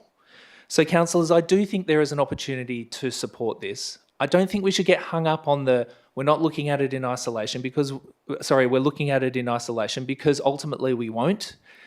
But every councillor can put notice of motion forward to help our local community. This helps our local community. It helps people in our local community. It helps hundreds of people. It helps 80 volunteers who have committed to this place in a very unique organisation. It helps people locally, and it also puts Bayswater on the map, given how significant this organisation and this place is. So I hope councillors who have indicated that they're not going to support this, that these few sentences that I've said have helped you potentially change your mind. It's not a die in a ditch scenario. And if we make the mistake now of supporting it, then in good news, in months down the track, we can have further deliberation. So I think it's low risk. Thank you, Councillor. I will now put the motion to the vote. All in favour? Councillor Palmer, Councillor Leder, Councillor Bull and Councillor Johnson, all against. Councillor Meleka, Councillor Osasowski, Councillor Eveson, Councillor Sutherland and myself. The motion is lost. We will now move, councillors, to item 11.2, a notice of motion from Councillor Sally Palmer, Establishment of Golf Course Management Committee. Councillors, are you moving what we have on the table? Sorry. Yes, Acting Mayor. Thank you. So the first thing that we will do, Councillor, before we will go and seek a seconder, is I will call nominations for committee members. Should we have more nominations than positions available, we will conduct a secret ballot. Once we have received nominations for the committee, I will then ask for a seconder. So do I have nominations to be part of this proposed committee? Councillor Bull. Myself. Councillor Palmer. We will need 3 councillors to form this committee, any committee. And Councillor Johnson. So we have 3 councillors. Maybe you can add the names on the screen. Thank you. So do we have more nominations? No. So now we'll go and seek a seconder. Do I have a seconder for the motion? Councillor Bull will second the motion. Councillor Palmer, please.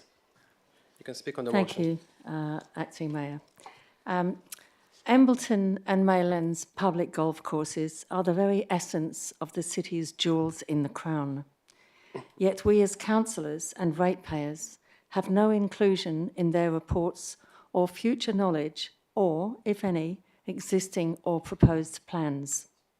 So I wish to set aside any preoccupation of previous idle talk and continue instead to positivity. The people who know most are concerned with this proposed committee may disrupt future plans for the city's golf courses, but that is not the case. It will actually set any good plans in motion. Lack of councillors' inclusion in these matters could be seen as irresponsible and having no involvement and no duty of care with city assets. Lack of good knowledge in any decision-making could cause misinformation and disunity among all parties. But in this motion, we go forward together, openly. It can only serve the community at its best. Coming to the table in this proposed committee may not be a solution to every point within our golf courses, but it would serve as an important understanding for any future decisions and assist in imparting the correct knowledge in minutes and agendas. The terms of reference are kept to the point. Its purpose, its membership, no delegated authority, quarterly meeting, and liaising with the Director of Infrastructure and Assets. That's it. It is for the good of all, as this will reduce any queries between any of the parties, councillors, officers, lessees, and most importantly, ratepayers. It will clear the air and can only be a positive move to welcome everyone to the table. Our existing lessees, 10 Golf, have indeed committed themselves successfully to their lease in finalising a $4 million upgrade, continuing on from the previous lessee, and I congratulate them for that $4 million imposition there. So great respect and thanks is due to 10 Golf.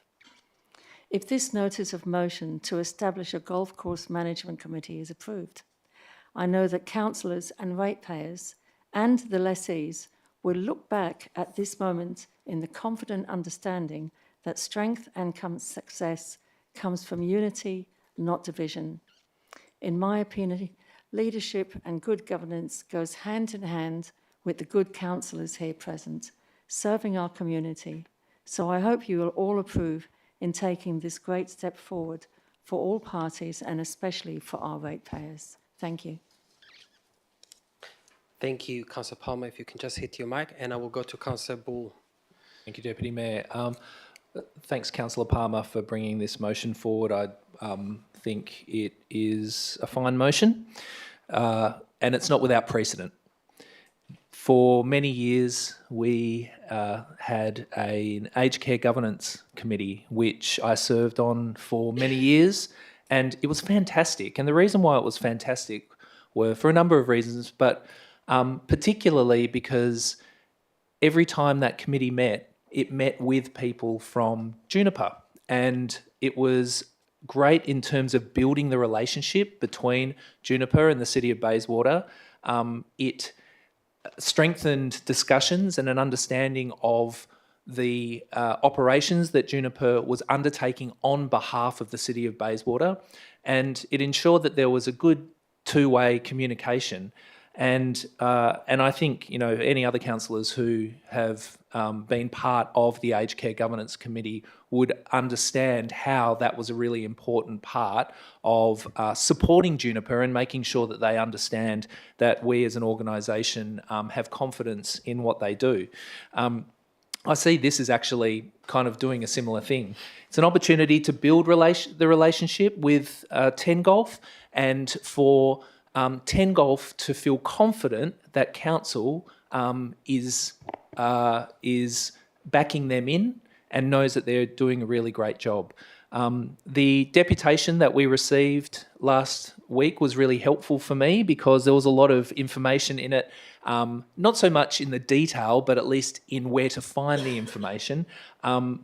However, I think having a a committee like this means that there doesn't need to be the kind of, oh, there's a 100-page document here, so you can go and have a look at that, but rather have two-way discussions. It makes sure that 10 Golf feels confident that what they're doing is backed in by the council, and it makes the council reassured that that a City of Bayswater asset that has been that's being run by a private organisation is performing at its peak.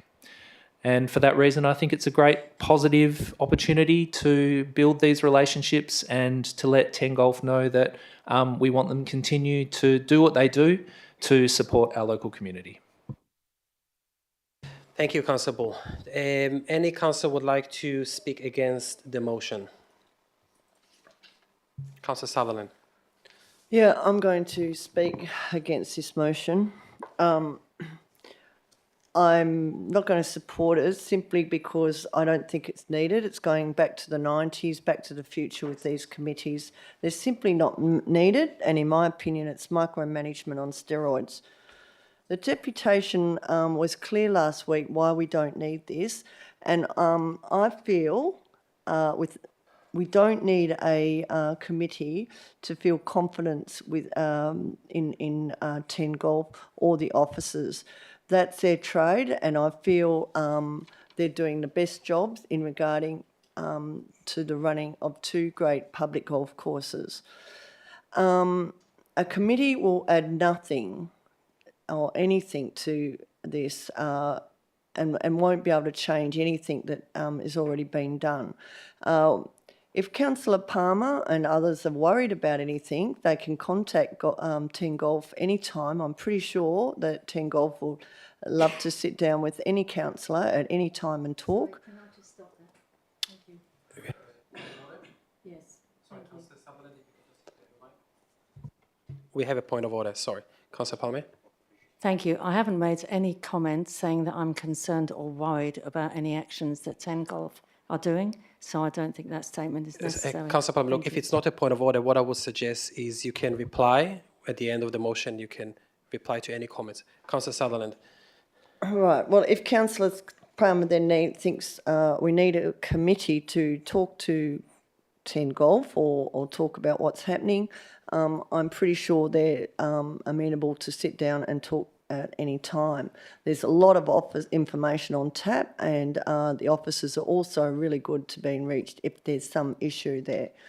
We had an issue report tabled in December, the Embleton Golf Club, and that showed that the golf club is well liked, is being used by over 30,000 visitors a year. Also, which is important to know, we have these, a lot of these people come from other councils, which is great, other areas. That's how good it is. And just finally, I noticed in the report, the officers ECU did a study on golf facilities, and they did come up with some considerations, including customer experience, revenue generation, and I'm pretty sure 10 Golf and the officers have got that all covered because they're in there to do the best they can. I think they do that better than a golf committee. I take on board what Councillor Bull said about the aged care governance, but aged care governance is completely different to a golf course committee. So for those reasons, and because last week's the deputation was really good, I don't think we need a golf. It is back to the future. Thank you. Thank you, Councillor Sutherland. Anyone would like to speak for the motion? Anyone would like to speak against the motion? Councillor Ipson. Yeah, thanks. Look, thanks to the Deputy for providing their insights, and look, I do agree with a lot of the points that Councillor Sutherland has mentioned. And whilst I have some understanding of the intent, which is to ensure that we manage our contracts appropriately, I don't support this approach because the contract is written. The arrangement's in place, and by all accounts, it's functioning well. Maylands saw prompt delivery of a $4 million upgrade in the early stages as promised, and something that they weren't obligated to do. Patronage is strong and growing. The golf courses look great. I know. I lived on one for many, many years. My dad was a greenkeeper. So I am passionate about golf. I can still hit a ball just quietly.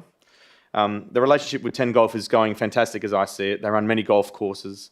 They're an experienced operator, and they're most importantly, they actually love golf, probably as much as our residents do. I'm not convinced that this is a big step forward. To the contrary, I see it as a step backwards, because 10 Golf are operating in line with the contract. And as I mentioned, they've tipped in that $4 million that they didn't need to do. They've donated to the local school. They're committed for the long haul. As I mentioned, we've got a contract in place. The city monitors and controls that contract. We see the reports in audit and risk. I'm on that committee.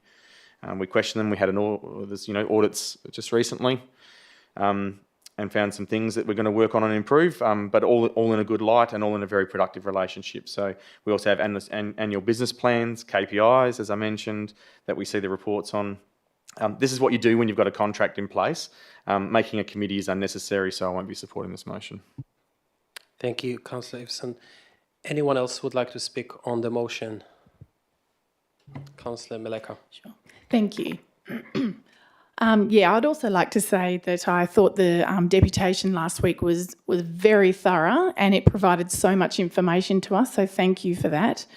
And from that, I am satisfied, and from hearing from the community as well, I'm satisfied that our golf courses are appropriately managed, and under the current format and systems that are in place, they function. And I can't see any added value by having this committee. I just can't see why we need it. I'm confident that there are enough measures in place with the contractual obligations that there are, with the current golf management, that introducing yet another committee would require more resources, more officer time, more additional cost to the city with no real purpose. So as Councillor Sutherland said, I see it as a form of micromanaging as well. And maybe we're just overstepping a bit here. Thank you, Councillor Meleka. Any other comments? Councillor Leder. I think in reading this particular motion, I suppose I don't really see it as attempting to micromanage or have an involvement in that, but I see it as a way to bring community in and along on that journey and have a forum to test ideas with community, to talk about their satisfaction.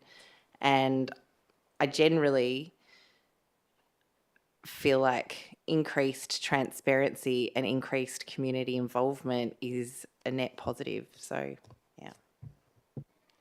Thank you, Councillor. Any other comments? Okay, so I'll make a few comments. First of all, thank you, Councillor Palmer, for being a strong advocate for our golf courses for quite some time.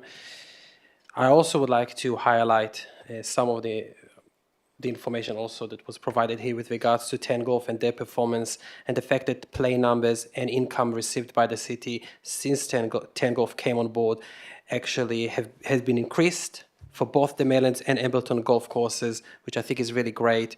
They delivered the clubhouse in Maylands, and I think they overall performed very well.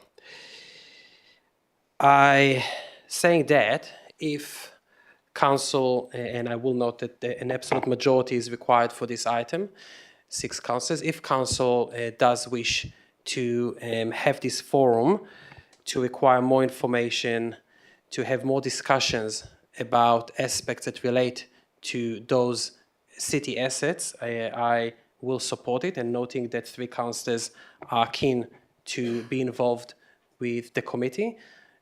So I will support if this is what the council wishes to do. Thank you. I will go back to Councillor Palmer to close. Thank you, Acting Mayor. Yes, I 100% agree. They are doing a wonderful job.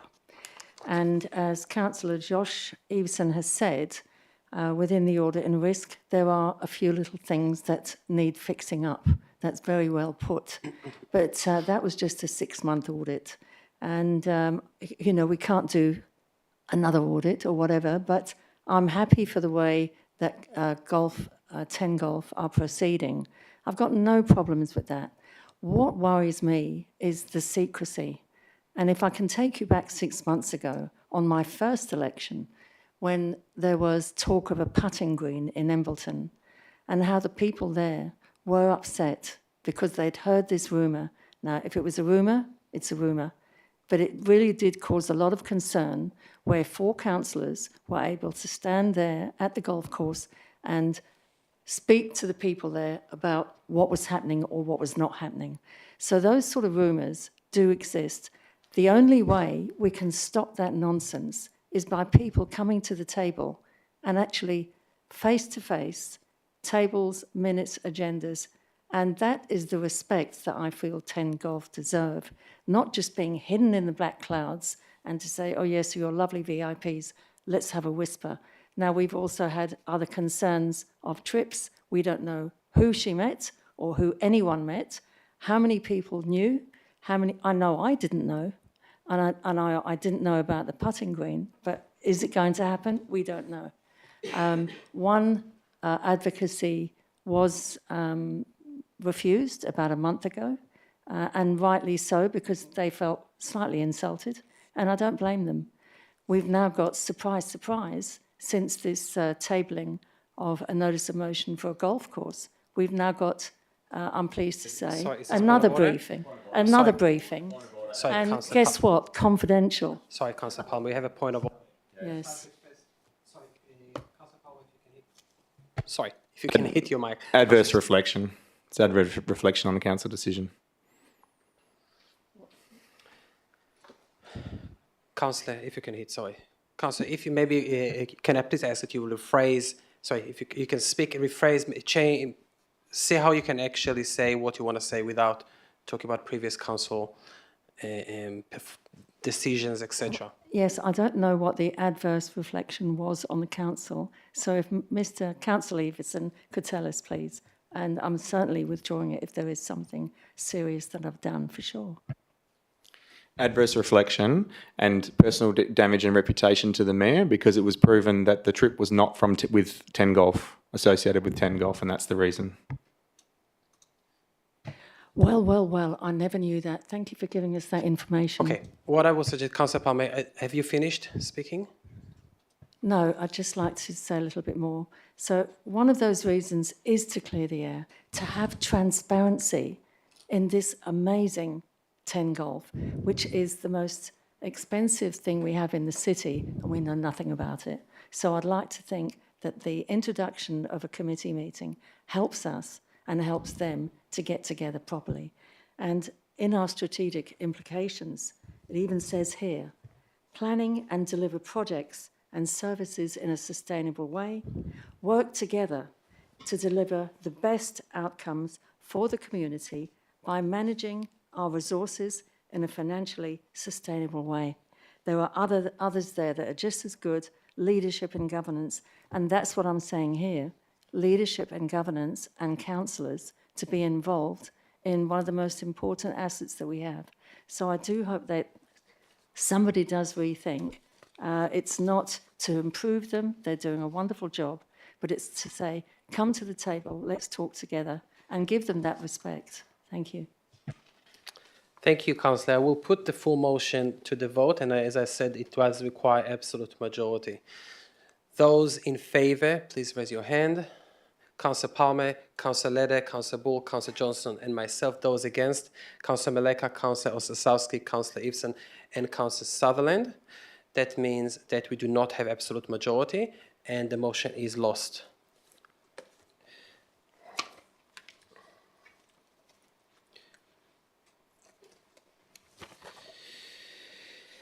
That concludes the items that were subject to deputations, and we will move forward to the remaining items that have been withdrawn by councillors. We will start with item 10.1.1, nomination of delegates WELGA 2024 Annual General Meeting. It was pulled by Councillor Sutherland, and we will need to first call for nominations, Councillor. Did you have anything in mind? Do you want to move body to I just saw it and I thought we have to put it. You do. Thank you, Councillor. So, I'm just bringing it up. Yes, thank you. So, councillors, as I mentioned before, the same process with the previous committee item. I will first call for nominations. Should we have more nominations than positions available, we will conduct a secret ballot. Once we have received nominations for the voting delegates and proxy voting delegates, then I will ask for a mover and seconder. I think Councillor Sutherland probably will move it, and a seconder, and then we'll put the entire recommendation to the vote. Do I have nominations as voting delegates? Councillor Sutherland, we need another one. Councillor Johnston, thank you. Any other nominations? No. So we have... Can I nominate the CEO if he's happy to accept it as a proxy? As a voting delegate? As a proxy. As a proxy. Okay, so voting delegates, any nominations? No. Proxy voting delegates, we have a nomination from the CEO. CEO, you accept it? Yes, so we can add the CEO. Any other nominations for proxy voting delegates? I did discuss this with the mayor in advance, and she was happy to be nominated as a proxy, as occurred last year. So if we can also add the mayor. Are there any other nominations as a proxy? No. Councillor Sutherland, are you happy to move the item? Yeah, I'm happy to move that. Thank you. Do I have a seconder? Councillor Bull. Any comments, Councillor Sutherland? No. Councillor Bull? Yes.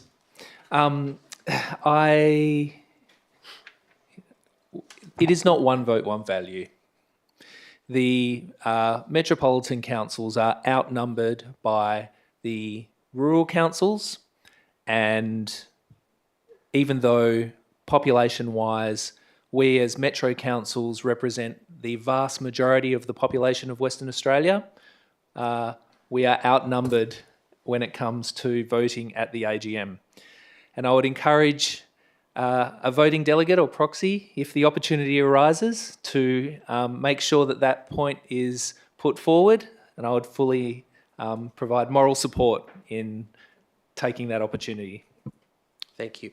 Anyone wishes to make comments? Councillor sorry, so before you go back to you, any other councillors? I will go to you, the mover, to close, and you can make comments. Just to clarify, Councillor Ball, you mean at the meeting when we start voting? Just to put that up? Okay. Thank you. I will put it to the vote. All in favour? That is unanimous. We are now going to move to item 10.1.2, engagement of consultant Les Hansman Community Centre. No one pulled this item, but it is absolute majority. And yes, Councillor Bull also needs to leave the room. Anyone would like to move the item, the officer's recommendation, or something else? Councillor Palmer. Thank you. Anyone would like to second? Councillor Ibsen. Councillor Palmer. Thank you, Acting Mayor. Les Hansman Centre is right in the centre of Morley, and basically the centre of the city of Bayswater. It is highly important to keep this area and even the parking area around there absolutely in front from a property and economic development situation. There are great plans for it. It's going to be expensive, but I think this is where the city officers and so forth and the planning have actually helped to proceed with this, and this is one of our main categories in grant funding. So I fully support what they've done there, and yeah, it's the centre of our city. Thank you. Thank you, Councillor Ibsen. Yeah, just quick. So, yeah, look, something needs to happen in Morley, and this is definitely a big place to start.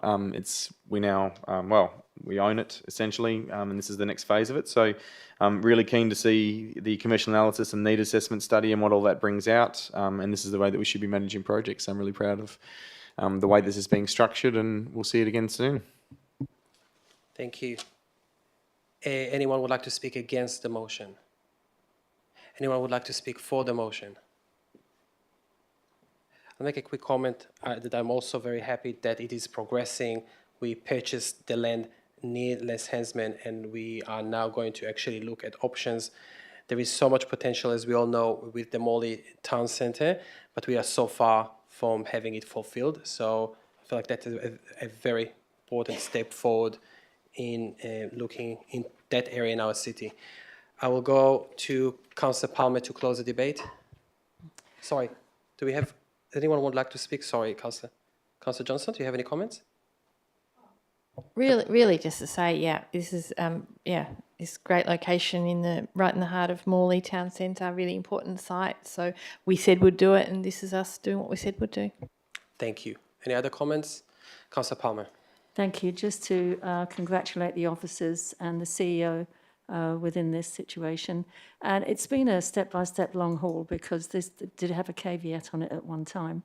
And we were very fortunate enough also, as you say, to be able to get the parking area, not just by purchase, but by a lot of decisions within the city to get that parking area. So it's very valuable, and it's going to be a great asset once completed. Thank you. Thank you. I will now put the motion to the vote. All in favour? It is unanimous. Thank you, councillors.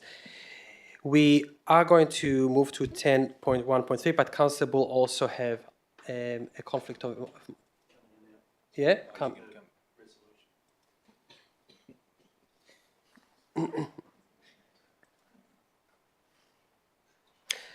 Councillor, the motion was supported, the officer's recommendation. Now we're moving to Maylands Brickworks, which you also have in conflict of interest. Conflict of interest, thank you. 10.1.3, Maylands Brickworks. I pull this item. I will move the officer's recommendation. Do I have a seconder? Thank you, Councillor Leder. I just wanted to note this step in the process of this massive project, and we are not close to finalize, obviously. I asked councils earlier this year to have this advocacy report, and I would like to thank the officers for listing some of the discussions that already occurred. And as you had already heard at the beginning of the meeting, and you will hear, we are continuing with the advocacy around this project and looking into options. So I'm very happy that we are progressing, and this is something, councillors, that was actually not done by previous councillors. We should know that it was not done, that site was left, and we should do, because as I mentioned before, the engineering report telling us that we have to do. I think the last thing we want to see is the kiln collapsing. So, and there are options, and there are so many options.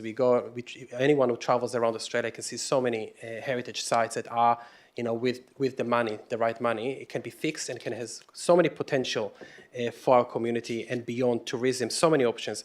So we just need to fix it, stabilize it, and activate it. Thank you, Councillor Leder. Thank you. Echo all of your comments about the importance of the brickworks and what needs to happen there. But I just wanted to also note that I find these reports, these like regular little updates on these large projects coming to council is incredibly helpful. It's really helpful for the community to see that there is work going on behind the scenes that may not be visible to them.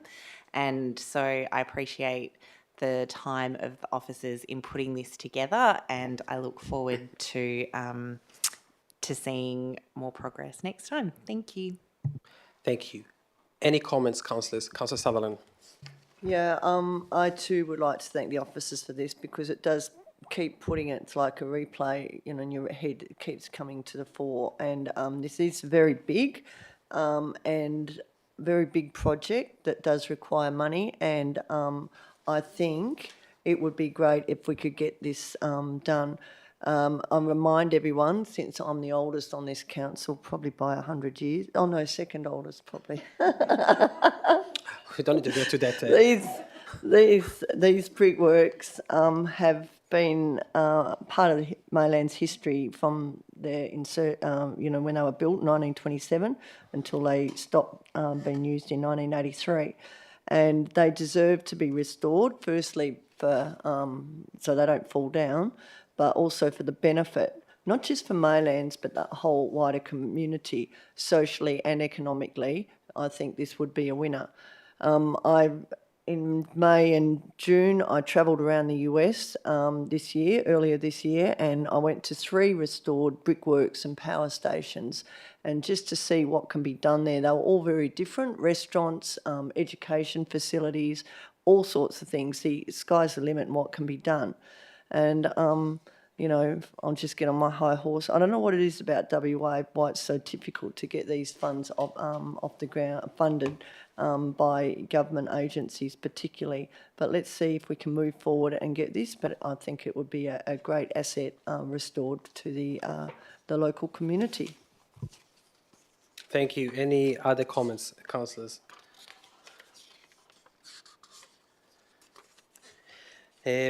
No, so I'll just close and thank you, Councillor Sutherland. And I'm collecting many examples that I've seen, and some residents are also sharing it with us. And a specific one that I shared on my Facebook is a great brickworks. I don't remember the factory that was there in Castlemaine in Victoria was there. Amazing. You have a kiln, looks the same. You know, it's a beautiful restaurant, amazing. They have like markets there, a great place. We have so many of those. So I think the issue is just the will and obviously the funding, and then we can also talk about the vision and options. Thank you. I will put it now to the vote. All in favour? That is unanimous.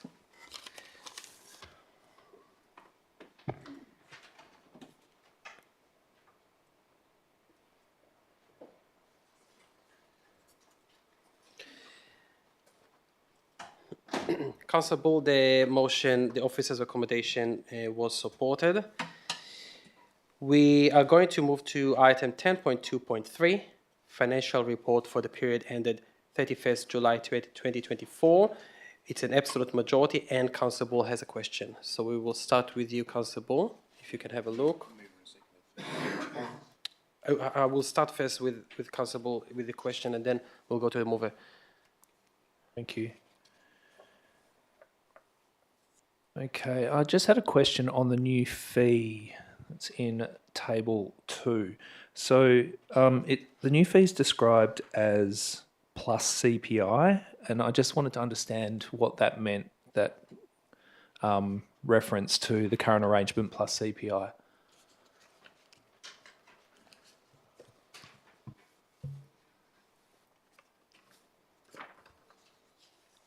I will go to the director.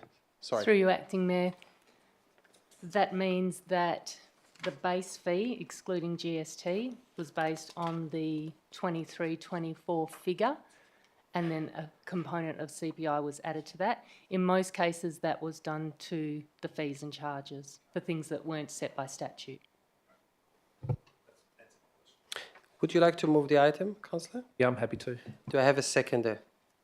Councillor Sutherland, any other comments? Any other comments? Any comments, councillors? No, I will put it straight to the vote. All those in favour? It is unanimous. So we already did 10.3.1, and we are now going to... we have 10.5.1.5, quarterly performance review, corporate quarter 4, 2023-2024. Councillor Bull, you said that you have a proximity interest.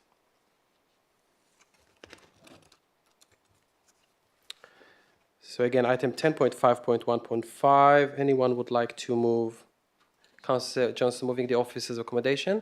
Do I have a seconder? Councillor Sutherland, any comments? Councillor Johnson? Yeah, just briefly take the opportunity while we're moving this one rather than adopting it en bloc.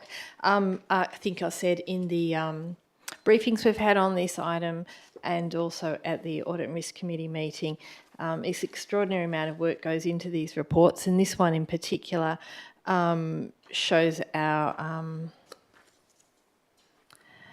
progress according to our plans and strategies, as well as lots of other things that we do, the CEO's KPIs, and it's an extraordinary amount of work, and it's really good to have that transparency and to see how we're going against what we said would do. So thank you. Thank you. Councillor Sutherland, any comments? No. Any other comments, councillors?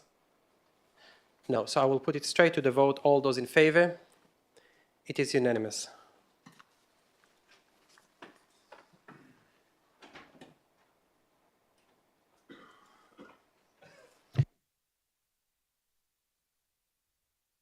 Councillor Ball, that was the officer's recommendation was supported. Councillors, we didn't have any other items that were pulled. Yeah. So we will now move to adopt the remaining items in section 10 on block. Do I have a mover? Councillor Sutherland, a seconder, Councillor Maleka. I will put it to the vote. All those in favour? That is unanimous. Thank you. So notice of motions, we already covered that section earlier this meeting. Questions from members without notice. Are there any questions, councillors? Councillor Ibsen. Yeah, there we go. Just got one about Galleria. I always do this typically, but with the recent announcement of Vicinity spending $420 million to purchase half of Lakeside Joondalup, in his statement, the CEO mentioned this purchase and the forthcoming redevelopment of Galleria was right-sizing their investments and strengthening their asset portfolio. Given this seemingly strong commitment to include Galleria's redevelopment and mentioning it after spending $420 million elsewhere, have we got any further news or commitments in regard to scope and timing of this redevelopment of Galleria? Yes, I will go to the CEO. Through you, Deputy Mayor. I have no further updates, but I do understand that Morley Galleria's planning representatives have met with the city's planning officers, and that meeting occurred within the last couple of weeks. So that they have recommenced some meetings in relation to the DA process. So, and as I've said always, councillors, as soon as we know anything further, then we will update council. Sorry, just always got to check in. So there's just one regarding some projects around Morley and Naranda. So there's a safety project to improve a project to improve safety at McGilvray Ave and Morley Drive, and it's dragging on. So I just wanted to find out, have we raised this with our local member, given the commitment to road safety at the nearby Bath Road intersection? I'll go to the director. Through the chair. The project, so it hasn't been raised, the project is in the pipeline with Main Roads. So what they have done is they've completed a concept design, they've done all the modelling and all the analysis in terms of the impact that their proposed treatment will have on the surrounding road network. What they have told us in the past is that during this current financial year, they'll conduct the detailed design of that intersection and have that basically brought to a shovel-ready stage. What they do not have at this point in time is funding commitment to deliver the project in the following financial year, which is the 2025-26 financial year. So, but they have committed in the past to complete that detailed design and get it shovel-ready. Cool, thank you. And I mentioned Bath Road, and that's just tweaked me. I've seen soil sampling and all that sort of stuff, and we've seen designs, and I know there's engagement. Have we got an ETA on Bath Road, when that's going to start? I know it was kind of delayed because of labour shortages, if I recall. Through the chair, the Bath Road project, that has, Main Roads have taken that out to a public tender. That tender did close, I believe, in July. They've assessed all the tender submissions, and I believe they have a preferred tenderer, which they're in negotiations now to basically sign a contract and run through all the documentation they need to do to establish that contract. From my understanding is that it is expected to start sometime in October, but there will be an official announcement made once all that documentation and process has been complete. Thanks. Right, this is probably one, or maybe even Alex can help, but I'm just trying to get an understanding of, so town centres around Perth, we see a lot of government agencies and essential services being placed in those town centres. So I just wanted to get an understanding, how many government agencies do we have in Morley Town Centre? And I'm happy to take that on notice if we need to. Yes, sorry, CEO would like to respond? My understanding, Deputy Mayor, is we've got Centrelink in Morley. But I'm not too sure of any other government agencies unless the manager, she's shaking her head, so I'm not aware of any. But we can look into it a little bit further. But my understanding is just we've got Centrelink in Morley. That would be the only one. Thank you, Neil. Next one's just on community safety. So there were some announcements I saw from the state government providing funding for delivery of mobile CCTV trailers. And I just wanted to know, has the city had any discussions? Because I know we're looking at funding for some, and we've borrowed one, and all those sorts of things. So I'm just finding out if we've got any commitments, or have we been having discussions about these sorts of stuff? So through you, Deputy Mayor, that's probably one that I will take on notice and have a look in terms of that. With when the funding's been announced recently, Councillor Eveson? Yeah, it was. Yeah, it was in Sterling, so I'll find out. Yeah, we'll look into I'll send it through for you. Thank you. Any Cool. other questions? Yeah, got two more, sorry. Get them all done. But so bus connections for Naranda, I just wanted to see, has the city received any updates back from the PTA in regards to supplying a direct connection between Naranda Palms and Naranda Station? Yeah, we'll go to the director. Through the chair, it has come to our attention that the PTA is looking at a direct connection between the new train station and the shopping centre, and I believe that is now out for consultation. Thanks. What we will do as officers, we will send out a memorandum to all councillors advising of that. They should receive that memorandum tomorrow. That memorandum also explain how the consultation can be accessed, and councillors will be encouraged to provide feedback in support of the project. Awesome. That's good news. Last one. So, and this is the Bayswater Town Centre. So the tenancies under the station are still empty. I think I might have seen something that the CEO posted in the weekly staff newsletter, but I just wanted to find out, there's still hoardings up and all that sort of stuff. Have we got a date from when those tenancies are going to be available? Because I know for a fact that the news agency across the road is waiting really patiently to move in, and their business is really struggling. So I'm just trying to find out, do we have an idea when those tenancies are going to be open? Through you, Deputy Mayor, the short answer is no, we don't. And we're not aware of the types of businesses that will be occupying those tenancies either. Thanks. That's it, thanks. Thank you, Councillor Sutherland. Johnson, sorry. No, it's you, sorry. Okay, thank you. So if I can, Councillor Eveson's question just prompted me. So in terms of the buses around Naranda, will the city also be making a submission? Or how does that work? We'll go to the director. Through the chair, yes, we will, in support of it. Cool, thank you. So I had a couple of questions about, I got a mosquito bite on the way here. That's not my question. And it reminded me that winter's nearly over, and I'm just wondering if I can get an update on our winter planting, winter tree planting, in terms of the street trees in particular, and particularly replacement of trees that were that had died or been removed over the last year. I will go to the director. Through the chair, I mean, the program's well underway. I haven't got the exact numbers, but I can provide an update to councillors. You would have noticed that at the front of this building, we've fenced off that area, so that proposal that that was presented to council at a briefing about a month ago regarding the planting that's going to be done out the front, that's commencing as well. So all I can say is that we're well underway, we're progressing well, and we'll be meeting our targets that we've set for ourselves for this winter planting, but I will provide a further update in terms of the actual numbers. Thank you. Thank you. Is an opportunity then, where would be the opportunity to ask about specific trees that residents have requested to be replaced or they've been damaged in the last year or two? Yep. So we can provide all that information in terms of what trees, I mean, if there are trees that need to be replaced, they should be reported to the city. We'll put it onto the list, and generally we'll try to replace that as soon as possible. Okay, I'm going to ask particularly about a tree on on King William Street. I can't remember the number, 60 something rather, that the residents have, there's been some email correspondence about it. The residents have specifically asked for that to be replaced some years ago. Just wondering if that, can I get an update whether that is going to be replaced this year, please? Is that on the median? It's outside the house. Forgive me, I can't remember the number. Okay. Yeah.